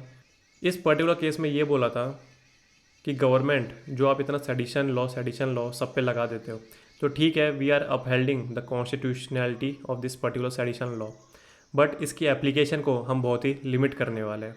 कैसे? देखिए, अगर आप बहुत ही कड़े शब्दों का इस्तेमाल कर रहे हो विद रिगार्ड टू गवर्नमेंट, या बहुत ही तीखे शब्दों का इस्तेमाल कर रहे हो with regard to policy of government, क्योंकि आप गवर्नमेंट को क्रिटिसाइज़ कर रहे हो, तो ऐसी चीज़ें सुप्रीम कोर्ट ने अलग रख दी while dealing with the sedition law. Sedition law में ये सब चीज़ें कवर नहीं होगी। क्या कवर होगा? एक्ट्स इन्वॉल्विंग इंटेंशन और टेंडेंसी टू क्रिएट डिसऑर्डर और disturbance of law and order और इंसाइटमेंट ऑफ वायलेंस। तो जहाँ भी एलिमेंट ऑफ वायलेंस आ जाएगा थोड़ा सा भी, तभी आप सेडिशन लॉ लगा सकते हैं। ऐसा नहीं कोई आपकी पॉलिसीज़ को, कोई आपके गवर्नमेंट फंक्शंस को बहुत ही ज़्यादा क्रिटिसाइज़ कर रहा है, तो वो सेडिशन लॉ के तहत जेल जाएगा। Other particular cases regarding sedition law is Brijbhushan case and पहले हमने पढ़ा था रोमेश थापर केस। अगला आर्टिकल है हमारा मॉडल टेनेंसी एक्ट का। रिसेंटली यूनियन गवर्नमेंट ने, मतलब यूनियन कैबिनेट ने इसे अप्रूवल दे दिया है। क्या है ये? एक ड्राफ्ट एक्ट है। किसके द्वारा पब्लिश किया गया है? Ministry of housing and urban affairs के द्वारा। देखिए, दिल्ली में करोल बाग है और मुखर्जी नगर है। Here you will find a lot of aspirants that are preparing for various government exams. तो क्या होता है, दूसरे स्टेट से सारे एस्पायरेंट्स इन पर्टिकुलर जगह पे जाते हैं and here they rent an apartment, या तो पीजी में रह लीजिए या तो अपना फ्लैट खरीद लीजिए। सो ये जो बच्चे हम जैसे यहाँ जाते हैं और यहाँ एस्पायरेंट्स बन के तैयारी करते हैं, सो हमें ही कहा जाता है टेनेंट। और ये जो पर्टिकुलर एग्रीमेंट होता है हमारे और ओनर के बीच में, किसका ओनर? जिसका हम फ्लैट रेंट पे ले रहे हैं वो है हमारा ओनर। तो इस जो पर्टिकुलर रिलेशन है ओनर टेनेंट का, ये एक लीगल एग्रीमेंट में फिलअप करना होता है। इसमें सारी टर्म्स एंड कंडीशंस लिखी होती हैं कि हम टेनेंट हैं एंड इतना रेंट हम पे कर रहे हैं, उसमें इलेक्ट्रिसिटी का बिल इंक्लूड होगा या नहीं होगा, वाटर बिल कितना होगा। So these all kind of explanations and details have been written in this particular agreement. और ये जो पर्टिकुलर एग्रीमेंट होगा, this will be a legal agreement. So अभी तक क्या हो रहा था, ये ओनर कभी बहुत ज़्यादा एक्सप्लॉयटेशन करते थे टीनेंट्स का, and in other cases tenants बहुत ज़्यादा डरा धमकाते थे या कब्ज़ा कर लेते ओनर्स के फ्लैट का। तो यहाँ बहुत ही फ्रिवोलस चीज़ें हो रही थी, तो इसीलिए सेंटर ने एक ड्राफ्ट मॉडल टीनेंसी एक्ट ले आया। पर्टिकुलरली हर स्टेट गवर्नमेंट को एक पर्टिकुलर लेजिस्लेशन पास करनी पड़ेगी to implement the provisions of this draft. क्यों? क्योंकि जो लैंड है वो स्टेट सब्जेक्ट है। सो जैसे हमने इकोनॉमिक क्लास में हम पढ़ते हैं ना कि मॉडल एपीएमसी एक्ट, तो वैसे ही ये मॉडल टीनेंसी एक्ट है। इसके कुछ प्रोविजंस देख लेते हैं। From now onwards return agreement is mandatory. अच्छा, जितने भी हम ये प्रोविजंस पढ़ रहे हैं ना, ये प्रीवियसली अप्लाई नहीं होंगे। इसका मतलब आज से पहले अगर आपने एग्रीमेंट कर रखा है एक ओनर टेनेंट का, तो उस पर्टिकुलर लीगल एग्रीमेंट पे ये सारे प्रोविजंस एप्लीकेबल नहीं होंगे। But the new entrants in this particular relationship of owner tenant, उन पे ये particular draft model tenancy act के रूल्स अप्लाई होंगे अगर वो पर्टिकुलर स्टेट गवर्नमेंट ने एक पर्टिकुलर लेजिस्लेशन बना के ऐसा ही बिल कोई पास कर रखा है तो। सो ये काइंड ऑफ आइडल या रिकमेंडेटरी नेचर का है। तो आप थोड़े प्रोविजंस देख लेते हैं जल्दी से। Return agreement is mandatory from now onwards. Her state और हर यूटी में एक पर्टिकुलर इंडिपेंडेंट अथॉरिटी बनानी पड़ेगी to register the tenancy agreement, and even particular separate courts बनाने पड़ेंगे ताकि जो भी लीगल डिस्प्यूट्स इमर्ज होकर आएंगे इस पर्टिकुलर रिलेशनशिप में ओनर टेनेंट में, उनको वहाँ सुना जा सकता हो और जल्दी से निपटारा हो सके। जैसे अगर आप कभी भी रहे हो ना पीजी या कोई भी फ्लैट में, तो आपको पता होगा कि 1+1 बोलते हैं ज़्यादातर हम, है ना। दिल्ली साइड तो 1+1 ही बोलते हैं, या किसी जगह 1+2 भी बोलते हैं, या 1+6 भी बोल देते हैं। तो इसका मतलब क्या होता है? इसका मतलब होता है ओरिजिनल रेंट, एंड इसका मतलब होता है सिक्योरिटी डिपॉजिट। तो एक पर्टिकुलर जो ओनर थे ना, ये बहुत ज़्यादा चार्ज कर लेते थे। कैसे? कि at the time you are entering this particular flat, तब आपको ये फ़ीस पर्टिकुलर महीने की देनी है। मतलब अगर आप एक पूरे जुलाई में रहना चाहते हैं तो in the beginning of July you have to pay your rent as well as you have to pay a security deposit of 1 month or 2 month rent। ठीक है, मतलब 30,000 बिल है तो 30 + 60,000, 2 महीने का आप सिक्योरिटी डिपॉजिट प्लीज़ हमें पे कर दीजिए। बिकॉज आप कभी भी ये लीगल एग्रीमेंट तोड़ के भाग सकते हैं, तो हम आपको ढूंढने में वक्त ज़ाया नहीं करेंगे और ये आपके 60,000 रुपये जब्त हो जाएंगे।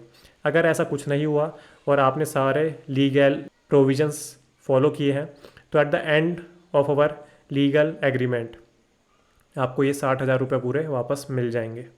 सो यही एक्सप्लॉयटेशन हटाने के लिए अब एक लिमिट सेट कर दी गई है एडवांस सिक्योरिटी की। कितनी? Maximum of 2 months for residential purposes and maximum of 6 months for non residential purposes. फिर ये इतना ख़ास नहीं है, बट जैसे कि हम इस एज में हैं जब हमें रेंट पे लेना पड़ सकता है फ्लैट, तो आपको ये जानना भी अच्छा ही है कि जो लैंडलॉर्ड है ना, उसकी रिस्पॉन्सिबिलिटीज़ क्या हैं टूवर्ड्स इट फ्लैट। तो क्या क्या है? स्ट्रक्चरल रिपेयर जितने भी होंगे वो ओनर की जिम्मेदारी है, बट कुछ एक्सेप्शंस भी हैं। कैसे? अगर टीनेंट ने कोई डैमेज करा दिया हो तो वो टीनेंट ही पे करेगा। देन ओनर की क्या जिम्मेदारी है? वाइट वॉशिंग ऑफ वॉल्स, ये ओनर की जिम्मेदारी है। Painting of doors, Windows etcetera. तो अब ओनर की जिम्मेदारी बता दी, तो टीनेंट की भी तो कुछ जिम्मेदारी है, हम भी तो उस फ्लैट में रह रहे हैं। तो हमारी क्या क्या रिस्पॉन्सिबिलिटीज़ हैं? Drain cleaning, switches, sockets, kitchen fixtures repairs, replacement of glass panels in Windows, doors and others.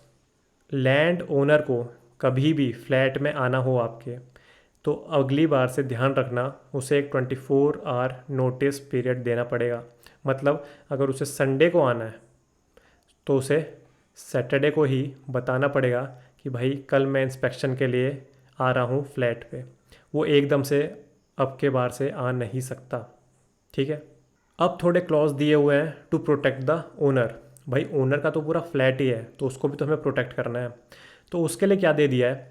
देखिए, अगर ओनर अपनी सारी रूल्स, ड्यूटीज़, रेस्पॉन्सिबिलिटीज़ को फुलफ़िल कर रहा है और फिर भी टीनेंट वैकेट नहीं कर रहा उसका प्रीमिसेस, मतलब उसका फ्लैट जो उसने रेंट पे लिया है वो उसे छोड़ने को ही राज़ी नहीं है, तो क्या होगा? लैंडलॉर्ड लीगली उसकी जो मंथली रेंट है वो डबल कर सकता है। कितने मंथ तक? 2 मंथ तक। और उसके बाद वो इवन 4 टाइम्स भी कर सकता है। ये सब वो कब कर सकता है? जब लीगल एग्रीमेंट ख़त्म हो गया हो और टीनेंट छोड़ने को फ्लैट राज़ी ही ना हो। ये सारा जो एक्ट के प्रोविजंस है कहाँ अप्लाई होंगे? They will apply on the premises of residential, commercial और educational use flats but not for industrial use indoors. ये जो पर्टिकुलर ड्राफ्ट रूल्स हैं ये ऑफकोर्सली लॉजिक है, they won't cover hotels, lodging houses और ये जो भी होटल इन्स होते हैं ना वैसे उन पे भी अप्लाई नहीं होंगे। ये तो मैंने आपको बता दिया कि एग्जिस्टिंग टेनेंसीज पे these rules are not applicable. और ये जो पर्टिकुलर मॉडल टेनेंसी एक्ट है they will complement the vision of housing for all scheme by 2020 की जो 2022 तक जो हमें अचीव करनी है ये पर्टिकुलर स्कीम, इसमें ये हमें हेल्प करने वाला है। तो ये पर्टिकुलर थोड़ा न्यूज़ की आउटलेट है, what changes are there for the draft model tenancy act. तो देख लीजिए, verbal rent agreements are illegal, हमने क्या पढ़ा है? रिटर्न एग्रीमेंट्स आर मैंडेटरी, तो सेम ही है ये दोनों चीज़ें। सिक्योरिटी डिपॉजिट हमने पढ़ लिया, 2 मंथ्स रेंट तक दे सकते हैं फॉर रेजिडेंशियल, है ना, और 6 मंथ्स हमने पढ़ा था। ये रहा for non residential premises it is 6 months. Then ये पर्टिकुलर चीज़ देख लीजिए, jurisdiction of civil courts are now barred. क्यों? क्योंकि एक नया स्पेशल सेपरेट कोर्ट्स लाने की बात हो रही है in every state and UT. वो जो पर्टिकुलर सेपरेट कोर्ट होगा वो 60 डेज़ के अंदर रिड्रेसल करेगा। इसके हमने प्रोविजंस पढ़ लिए, अगर टेनेंट घर छोड़ने को राज़ी नहीं है तो 2 डबल कर देगा 2 मंथ्स के लिए, देन 4 टाइम कर देगा। और ये लास्ट वाला पॉइंट देख लीजिए, in force majeure tenant allowed to stay for a month. Force majeure क्या होती है? These are the natural things that can't be changed by the intervention of human. मतलब जैसे अभी कोविड-19 आ गया, so it is kind of force majeure, आप इसका कुछ नहीं कर सकते हो। जो भी दिल्ली में फंसे हुए थे और लॉकडाउन लग चुका था वो टेनेंट कहाँ जाए? लीगल एग्रीमेंट खत्म ही हो गया तो कहाँ जाएंगे? So in these particular types of cases the tenant is allowed to stay for a month.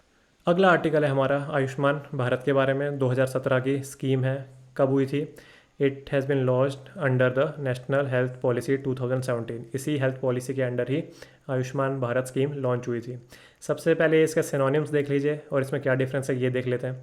प्रधानमंत्री जन आरोग्य अभियान या योजना, Ayushman Bharat, national health protection mission और also known as Modi care. Obama care USA की थी। On the same lines this particular Ayushman Bharat scheme has been launched in India and our prime minister presently is mister Narendra Modi, that's why Modi care. तो इनमें difference क्या है? देखिए, scheme तो है national health protection mission, इसके अंदर 2 स्कीम आ जाती हैं, आयुष्मान भारत और प्रधानमंत्री जन आरोग्य अभियान। ये जो पर्टिकुलर स्कीम है ये क्यों लॉन्च हुई है? It is one of the aspects of universal health coverage. But a universal word यहाँ सही नहीं बैठता, बट इसे तब भी यूनिवर्सल कहा जाता है। क्यों? बिकॉज पर्टिकुलरली एक वर्ग को हम, एक ग्रुप को हम इसके आयुष्मान भारत के बेनिफिट्स प्रोवाइड करने वाले हैं, तो यूनिवर्सल कहाँ से हो गई? तो इस पर्टिकुलर आयुष्मान भारत स्कीम में क्या होता है? हम फ्री कवरेज देते हैं up to ₹5 lakh per family per year. Family में कितने लोग होने चाहिए हमें कोई मतलब नहीं है, हम बस हर फैमिली को पर ईयर 5 लाख रुपए दे देंगे। किस लिए देंगे? क्योंकि पर्टिकुलरली जो उनको मेडिकल सर्विसेज चाहिए उनका खर्च पर्टिकुलरली हम देंगे। और अब पूरी स्कीम अभी क्या है, आगे आगे धीरे धीरे समझ आ जाएगी। ये जो इलाज करवाएंगे ये जो पर्टिकुलर लोग, इनको कहाँ जाना पड़ेगा? एट एनी गवर्नमेंट हॉस्पिटल और empanelled private hospital. It means government will choose some of the hospitals from the private hospitals in our country and in these particular notified private hospitals that are called empanelled private hospitals, इन्हीं में जाके अगर वो अपना इलाज करवाएंगे तो we will cover their medical expenses up to ₹5 lakh per family per year. वैसे तो ये स्कीम जो पर्टिकुलर नेशनल हेल्थ पॉलिसी के under national health protection mission है, ये पूरा मिशन प्राइमरी, सेकेंडरी और टर्शरी मेडिकल केयर फैसिलिटीज़ तीनों को ही कवर कर देगा। बट ये जो पर्टिकुलर आयुष्मान भारत है ये सेकेंडरी और टर्शरी के लिए है। प्राइमरी के लिए क्या है वो अभी हम पढ़ेंगे वेलनेस सेंटर अगली स्लाइड में। ये पर्टिकुलर चीज़ याद रखिए because this has been previous year question of UPSC. Cashless access as well as paperless access to health care services for beneficiary at a point of service. तो आपको इतना याद रखना है कि कैशलेस होगा एज वेल एज पेपरलेस होगा। जैसे कि मैंने बता दिया, हम ये नहीं देखेंगे फैमिली का साइज़ कितना है, एज क्या है, जेंडर क्या है, हम चुपचाप ₹5 उनका मेडिकल एक्सपेंसेस बियर करेंगे पर फैमिली पर ईयर। तो ऐसी कुछ 10 करोड़ पुअर फैमिलीज आ जाएंगी या 50 करोड़ पीपल को हम कवर कर रहे हैं आयुष्मान भारत के तहत। Under this particular scheme all kinds of diseases will be covered, doesn't matter वो पहले से हैं या बाद में हुई हैं एक पर्टिकुलर पर्सन को, ठीक है। So including pre existing diseases. So the benefit cover includes both pre and post hospitalisation expenses also. इसका मतलब एक ये पर्टिकुलर पर्सन है, this particular person is beneficiary of Ayushman Bharat. तो दो चीज़ होंगी इसके साथ, कैशलेस, पेपरलेस सारे इसके ट्रांजैक्शन होंगे। दूसरी बात, इसकी पूरी फैमिली को 5 लाख पर ईयर मिलेंगे रुपए फॉर द मेडिकल एक्सपेंसेस। उसके बाद अगर इसके पास पहले से कोई डिसीज़ है, अभी तो उसको डिसीज़ का जो इलाज करवा रहा है ये वो तो है ही, बट पहले से ही प्री एग्जिस्टिंग डिसीज़ है कोई, उसका भी रुपए देंगे हम। मतलब ये जो 5 लाख की अपर लिमिट है, इसमें क्या पता जो प्रेजेंट बीमारी है वो 3 लाख में ही सही हो रही है, बट एक प्रीवियस बीमारी है जो 2 लाख और लग रहे हैं, तो फिर भी इसे पूरे 5 लाख हम देंगे, because pre existing diseases has also been included in Ayushman Bharat scheme. दूसरी बात यह है, जब पर्टिकुलर पर्सन यहाँ है हॉस्पिटल बेड, तो इसमें भर्ती हो रहा है ना वो, और जब उसका यहाँ ऑपरेशन हो जाएगा तो इन दिस पर्टिकुलर पीरियड कुछ दिन तो हॉस्पिटलाइजेशन रहेगा ना, तो हम उसके भी एक्सपेंसेस देंगे, और जब ये ऑपरेशन हो जाएगा तो ऐसे कोई ना घर भगा देंगे जल्दी से, तो यहाँ भी थोड़ा एक टाइम पीरियड लगने वाला है ना, ताकि वो रिकवर कर ले, हॉस्पिटल में चलने के योग्य हो जाए, उसके बाद हम उसे घर भेज देंगे। तो इसी को बोला गया है pre and post hospitalisation expenses, ये भी कवर होंगे आयुष्मान भारत स्कीम के अंडर। तो ये छोटे छोटे निटी ग्रिटीज़ आप अच्छे से दिमाग में रखिए। स्कीम कैसी है? Scheme is centrally sponsored scheme. इसका मतलब सेंट्रल गवर्नमेंट कुछ रुपए भरेगी, स्टेट गवर्नमेंट कुछ रुपए भरेगी to implement this particular scheme. मैंने बात की थी प्राइमरी हेल्थ केयर सर्विसेज भी मिलेंगी, तो वो वेलनेस सेंटर इस्टेब्लिश करेंगे 1.5 लाख, ठीक है। तो ये जो 1.5 लाख सब सेंटर्स हैं, they will be get converted into wellness centre to cater for this particular primary health services, ठीक है। और health is a state subject, that's why ये जो पूरी स्कीम है ये सेंटर खुद ही अप्लाई नहीं कर सकती, because it is a state subject, और स्टेट सब्जेक्ट पे ही ज़्यादातर सेंट्रली स्पॉन्सर्ड स्कीम आती हैं। अब देखिए, अब थोड़ी रियल बात कर लेते हैं। मैंने आपको इतनी सारी बातें बता दी, तो आप ये समझिए, ये जो 50 करोड़ लोग हैं, इनका 5-5 लाख का medical expenses, this will be a huge burden to the government of India as well as government of that particular state. तो ये स्कीम पर्टिकुलर इम्प्लीमेंट कैसे हो रही है, तो वो थोड़ा आप जान लीजिए, थोड़ा बैकग्राउंड है। आंसर राइटिंग में कुछ काम नहीं आएगा, पर कंसेप्ट थोड़े क्लियर होने चाहिए। देखिए, ये है यूनियन, ये है स्टेट गवर्नमेंट, ये मान लीजिए एक LIC है, ठीक है। So Ayushman Bharat is kind of insurance scheme, ठीक है, and these are beneficiaries.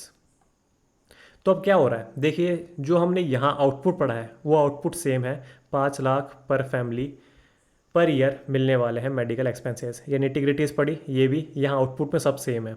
But what is the monetary mechanism of this?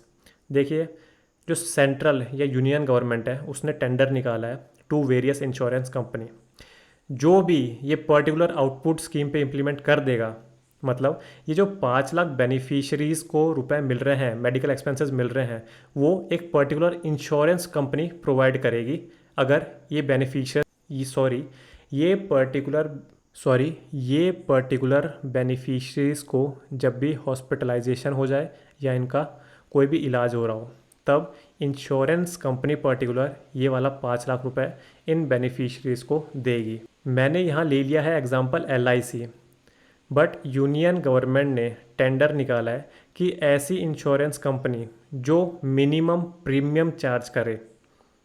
Premium क्या होता है?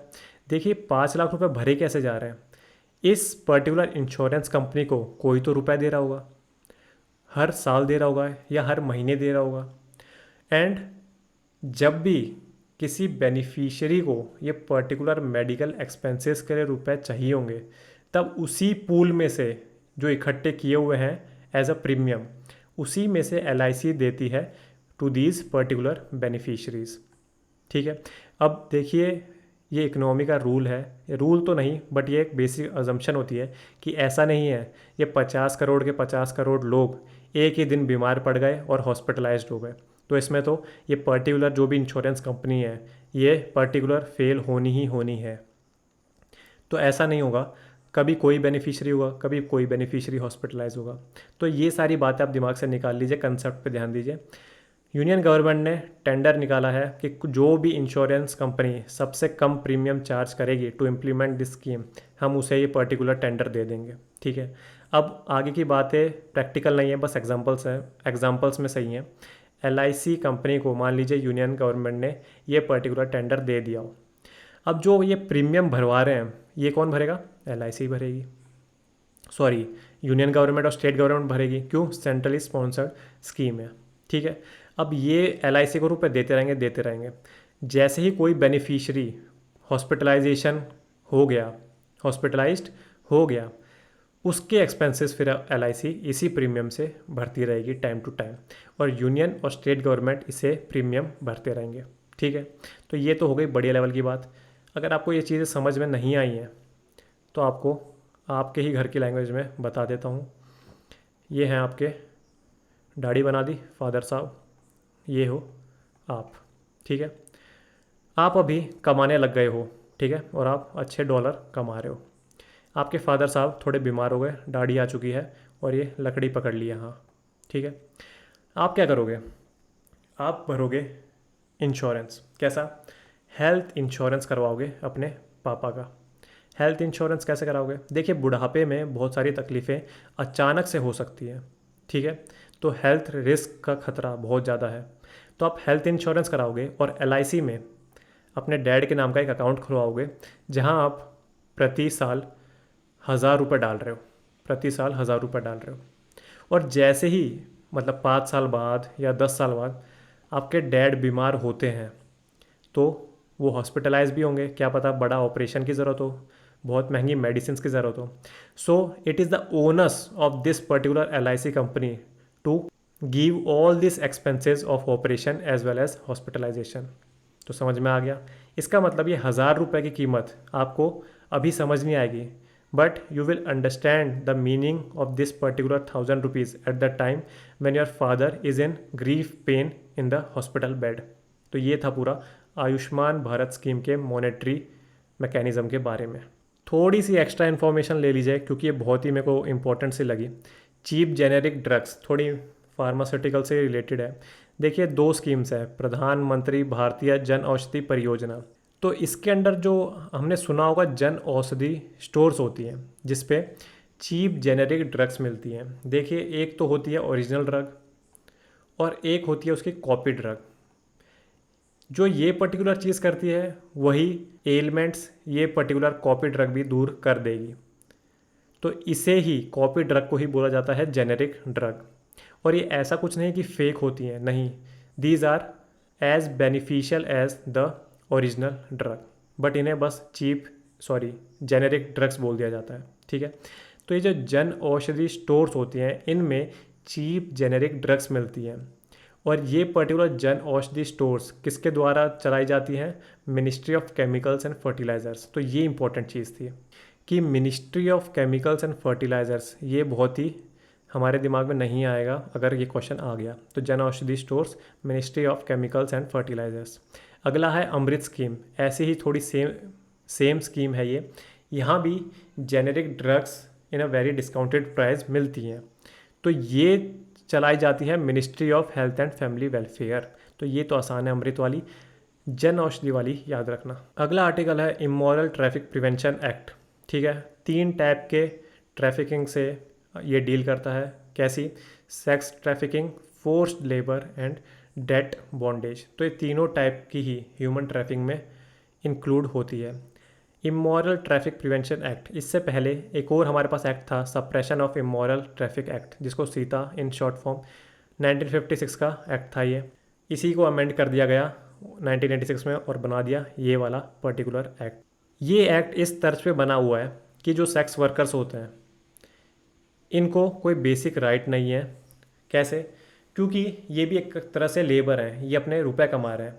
वो डिबेटेबल है ये कैसे कमा रहे हैं, बट ये भी एक तरह के लेबर हैं, तो इनको हम तो बेसिक राइट्स दे ही नहीं रहे, बिकॉज हम समझ रहे हैं ये जो पर्टिकुलर चीज़ हो रही है, the profession of sex workers, this particular whole thing is illegal.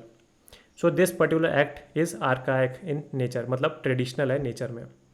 Amendment हुई थी 2006 में, ठीक है। पर ये अमेंडमेंट बिल मैंने हर जगह सर्च किया तो मेरे को ये समझ नहीं आया कि ये बिल पास हुआ या नहीं हुआ। सो हर जगह अमेंडमेंट बिल ऑफ 2006 ही लिखा हुआ है। फिर भी इसके थोड़े प्रोविजंस देख लेते हैं। तो ये बिल में ये लिखा हुआ था कि जो अब प्रोस्टिट्यूट्स हैं इन पे कार्रवाई नहीं होगी फॉर सॉलिसिटिंग क्लाइंट्स, मतलब अगर ये क्लाइंट्स को ला रही हैं तो इन प्रोस्टिट्यूट्स पे कार्रवाई नहीं होगी। तो इसका मतलब क्या प्रोस्टिट्यूशन लीगल हो गया? नहीं, कार्रवाई अब होगी क्लाइंट्स पे, ठीक है। The clients who are visiting brothel for the purpose of sexual exploitation of trafficked victims, उन पे होगी। मतलब क्लाइंट्स, मतलब आप जा रहे हो एक ब्रॉथल में तो आपकी इंटेंशन ख़राब है, ठीक है, वो तो अपना वहाँ काम कर ही रहे हैं प्रोस्टिट्यूट्स। सेकंड प्रोविज़न ये है कि इसमें जैसे कि हमने तीन चीज़ बोली, sex trafficking, forced labour and debt bondage, तो एक पर्टिकुलर बिल है ये बस सेक्स ट्रैफिकिंग को प्रोहिबिट कर रहा है and it is doing nothing about forced labour and debt bondage. तो यही लिखा हुआ है, the bill punishes trafficking for the purpose of prostitution only and others are avoided. एक पर्टिकुलर कमेटी है इसी से रिलेशन में, जस्टिस वर्मा कमीशन, तो ये थोड़ा सा याद रखना। अगला आर्टिकल है बुर्किना फासो के बारे में। तो थोड़ी सी बस लोकेशन देख लीजिए, क्योंकि कैपिटल तो आपको याद होनी नहीं है, पर आपके सामने आ जाए तो मज़ा ही आ जाएगा आपको, एक बार में आप टिक कर दोगे। तो इतना सा देख लीजिए, ये पूरा आपको समझ नहीं आ रहा हुआ तो ये है हमारा यहाँ से अफ्रीका, ठीक है। तो ये कहाँ पड़ जाता है? वेस्ट अफ्रीका में पड़ जाती है। बुर्किना फासो नाम है, लैंड लॉक्ड है। थोड़ा सा देख लीजिए, नाइजीरिया, नाइजर, माली, इन सब के पास है। अगला आर्टिकल है इंटरनेशनल एनर्जी एजेंसी। इसकी एक पर्टिकुलर रिपोर्ट आई थी, India energy outlook 2021 report and net zero by 2050। तो ये पर्टिकुलर रिपोर्ट थी, तो इसीलिए ये पर्टिकुलर एजेंसी न्यूज़ में भी थी। ये तीन प्रिंसिपल पे काम करती है, या तीन चीज़ें एम है इसकी, क्या है? Economic development, energy security and environmental protection. तो इन्हें बहुत बार कहा जाता है 3 E's ऑफ IEA। क्या है ये? ऑटोनॉमस इंटर गवर्नमेंटल ऑर्गेनाइजेशन है, 1974 में पेरिस फ्रांस में इस्टेब्लिश की गई थी। पर्टिकुलर रिपोर्ट्स देख लीजिए, world energy investment report, world energy outlook report and global energy review. और अभी तो मैंने बताया कि ये particular India energy outlook particularly India को मतलब कंसर्न में रख के इस पर्टिकुलर एजेंसी ने रिपोर्ट निकाली है। और एक और नेट ज़ीरो बाई 2050, तो ये particular world's first comprehensive energy road map है। अगला आर्टिकल है क्रोकोडाइलियन स्पीशीज़ इन इंडिया। देखिए, था तो सॉल्ट वाटर क्रोकोडाइल न्यूज़ में, बट एक बार सारा ही कवर कर लेते हैं ताकि एक पर्टिकुलर पोर्शन कवर हो जाए इन द प्रीलिम्स सिलेबस। तो क्या क्या है? 3 स्पीशीज़ हैं, आपको ये याद रखना है। एक लीस्ट कंसर्न है, एक वल्नरेबल है और एक क्रिटिकली एंडेंजर्ड है। कौन कौन से क्या हैं अभी देख लेते हैं। सबसे पहला है मगर और मार्श क्रोकोडाइल, यहाँ देख सकते हैं। एग लेइंग है, होल नेस्टिंग स्पीसीज़ है, ठीक है। थोड़ा सा डेंजरस है ये। कहाँ कहाँ एक्सटिंक्ट हो चुका है? भूटान और म्यांमार में। इंडिया में मिलता है? Yes, they are found in India. देखिए, उड़ीसा है ना जो स्टेट, वहाँ तीनों टाइप की क्रोकोडीलियन स्पीशीज़ मिलती है। IUCN लिस्ट में क्या है ये? वल्नरेबल। तो ये हमारा सेक्शन कंप्लीट, वल्नरेबल हो चुका। Sites appendix 1 wild life protection act schedule 1 में है। अगला है एस्चुरियन और सॉल्ट वाटर क्रोकोडाइल। इसका सबसे पहले IUCN ही देखिए, लीस्ट कंसर्न है ये। और यहाँ देखिए, the estuarine crocodile is known as maneater. इसका मतलब जो क्रोकोडाइल सबसे खतरनाक है वो अबंडेंस में होना चाहिए, कम होना तो कम चाहिए, इंसान मार देने चाहिए, बट यही सबसे अबंडेंस में है। तो ऐसे आप करके याद रख लेना, this is least concern. But sites और वाइल्ड लाइफ में वही शेड्यूल 1 अपेंडिक्स 1। ये मैंने आपको बता चुका कि सारे 3 टाइप के species of crocodilian can be found in Orissa state in India. तो ये लार्जेस्ट लिविंग क्रोकोडाइल स्पीशीज़ है। ये जो पर्टिकुलर सॉल्ट वाटर क्रोकोडाइल है, जिसे एस्चुरियन क्रोकोडाइल भी बोला जाता है, ये एक मैनीटर है। भीतरकनिका नेशनल पार्क में मिल जाएगा उड़ीसा के, सुंदरबंस में मिल जाएगा वेस्ट बंगाल के, अंडमान एंड निकोबार आइलैंड में मिल जाएगा ये। अगला है और लास्ट है घड़ियाल, ठीक है। ये एक तरह का एशियन क्रोकोडिलियन स्पीशीज़ है। और अलग कैसे है ये देखिए, ये जो बहुत इसका लंबा सा पिनोकियो जैसा नाक है, सो लॉन्ग थिन स्नाउट। तो यही इसको डिफरेंट बना देता है from the other two crocodilian species से। कहाँ मिल जाता है ये? देखिए ये भी प्रीवियस ईयर क्वेश्चन है। ये चंबल, ऐसे यहाँ लिख रखा है चंबल रिवर इन मध्य प्रदेश, ये इसका प्राइमरी हैबिटेट है। ठीक है, IUCN देख लीजिए क्रिटिकली एंडेंजर्ड। तो तीनों चीज़ें हो गई है। सॉल्ट वाटर क्रोकोडाइल सबसे ज़्यादा खतरनाक मैन ईटर क्या है? Least concern. दूसरा है मगर, डेट इज़ वल्नरेबल। और तीसरा है घड़ियाल, ये पिनोकियो। तो ये है क्रिटिकली एंडेंजर्ड। बट साइट्स और वाइल्ड लाइफ में सब सेम है, अपेंडिक्स 1 एंड शेड्यूल 1। ये घड़ियाल है ये रिलेटिवली हार्मलेस है और तभी इंसानों ने पकड़ पकड़ के ने मार दिया।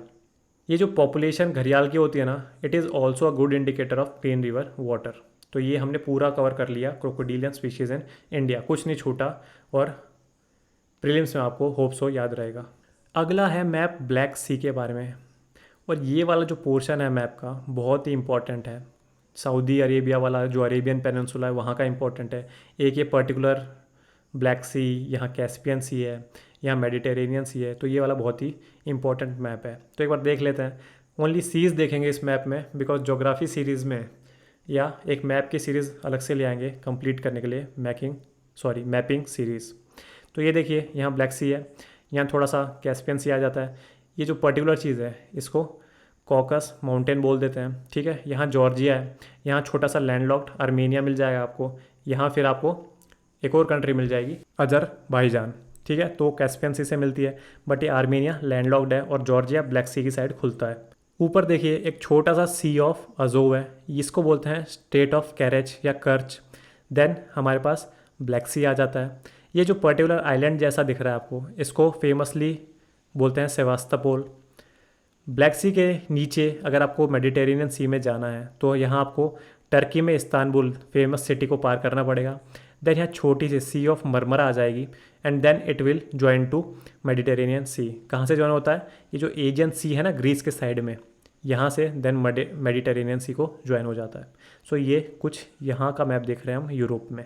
अगला आर्टिकल है artificial intelligence portal of SUPACE. तो ये आपको समझ नहीं आएगा किससे रिलेटेड है।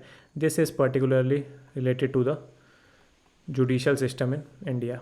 ठीक है, क्या है full form? Supreme court portal for assistant in courts efficiency. तो इसी से आपको समझ आ जाएगा किससे रिलेटेड है ये पर्टिकुलर पोर्टल। इसमें क्या होगा? देखिए जज है, जज एक या दो होंगे या बेंच होंगे मान लीजिए, बट इतनी सारी इन्फॉर्मेशन प्रोवाइड कर देंगे वकील दोनों लिटिगेंट्स के कि इस सेक्शन के अंडर इसे सज़ा दो, नहीं भाई इस सेक्शन के अंडर इसको सज़ा दे दो आप। तो ये जो पर्टिकुलर चीज़ें हैं ये जज एक डायरी में नोट कर लेगा एंड देन जज go to his chamber and review this particular provisions कि ये सही बोले हैं या नहीं, और पर्टिकुलर चीज़ें रेलेवेंट हैं या नहीं प्रोविजंस ये पर्टिकुलर केस में। तो जज को ना बहुत होमवर्क करना पड़ता है and it is very time consuming. तो ये पोर्टल यहीं हेल्प करने आ जाएगा जज की कि जो भी केस है उसके रेलेवेंट प्रोविजंस क्या क्या हैं पूरे कॉन्स्टिट्यूशन में या IPC में, CRPC में, सिविल प्रोसीजर कोड में, वो सारे ला के रख देगा इन फ्रंट ऑफ जज एंड जज का टाइम सेव हो जाएगा।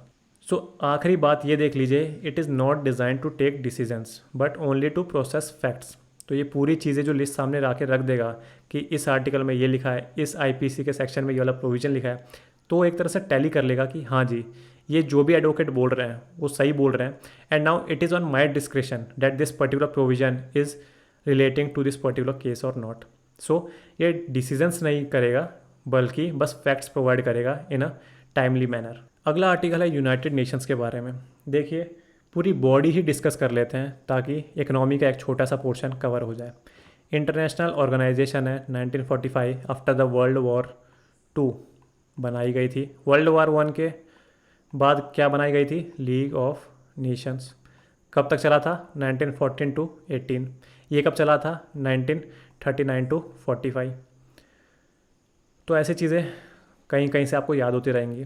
अच्छा एक्चुअली ये जो पर्टिकुलर नियो का सीरीज़ है ना, इसमें आपको ऐसा नहीं है यार कि करंट अफेयर्स ही बस आपको मिलेंगे। देखिए ये जो पर्टिकुलर स्टैटिक नॉलेज है ना, जैसे यूनाइटेड नेशन का भी मैं पूरा समझाने वाला हूँ, ये पूरा स्टैटिक ही है। ऊपर से ये जैसे मैंने आपको वर्ल्ड वॉर की डेट्स बता दी, लीग ऑफ नेशन वाला कंसेप्ट बता दिया, ये सब स्टैटिक ही रहेगा।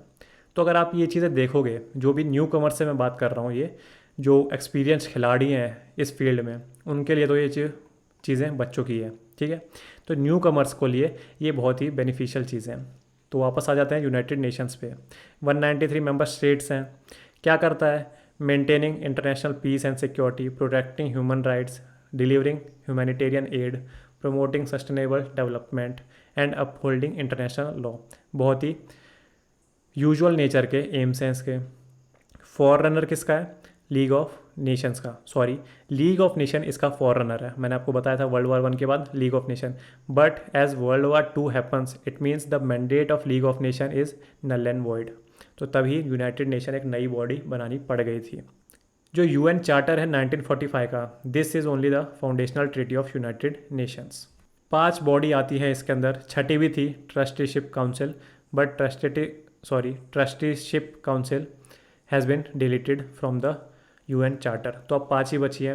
The famous general assembly, the famous security council, UN इकोसोक economic and social council, ICJ international court of justice and not ICC international criminal court, ये नहीं, international court of justice is the part of United Nations, and UN secretariat जिसका हम पढ़ते हैं secretary general Antonio Guterres. एक एक करके देख लेते हैं। सबसे पहले UNGA, United Nation General Assembly.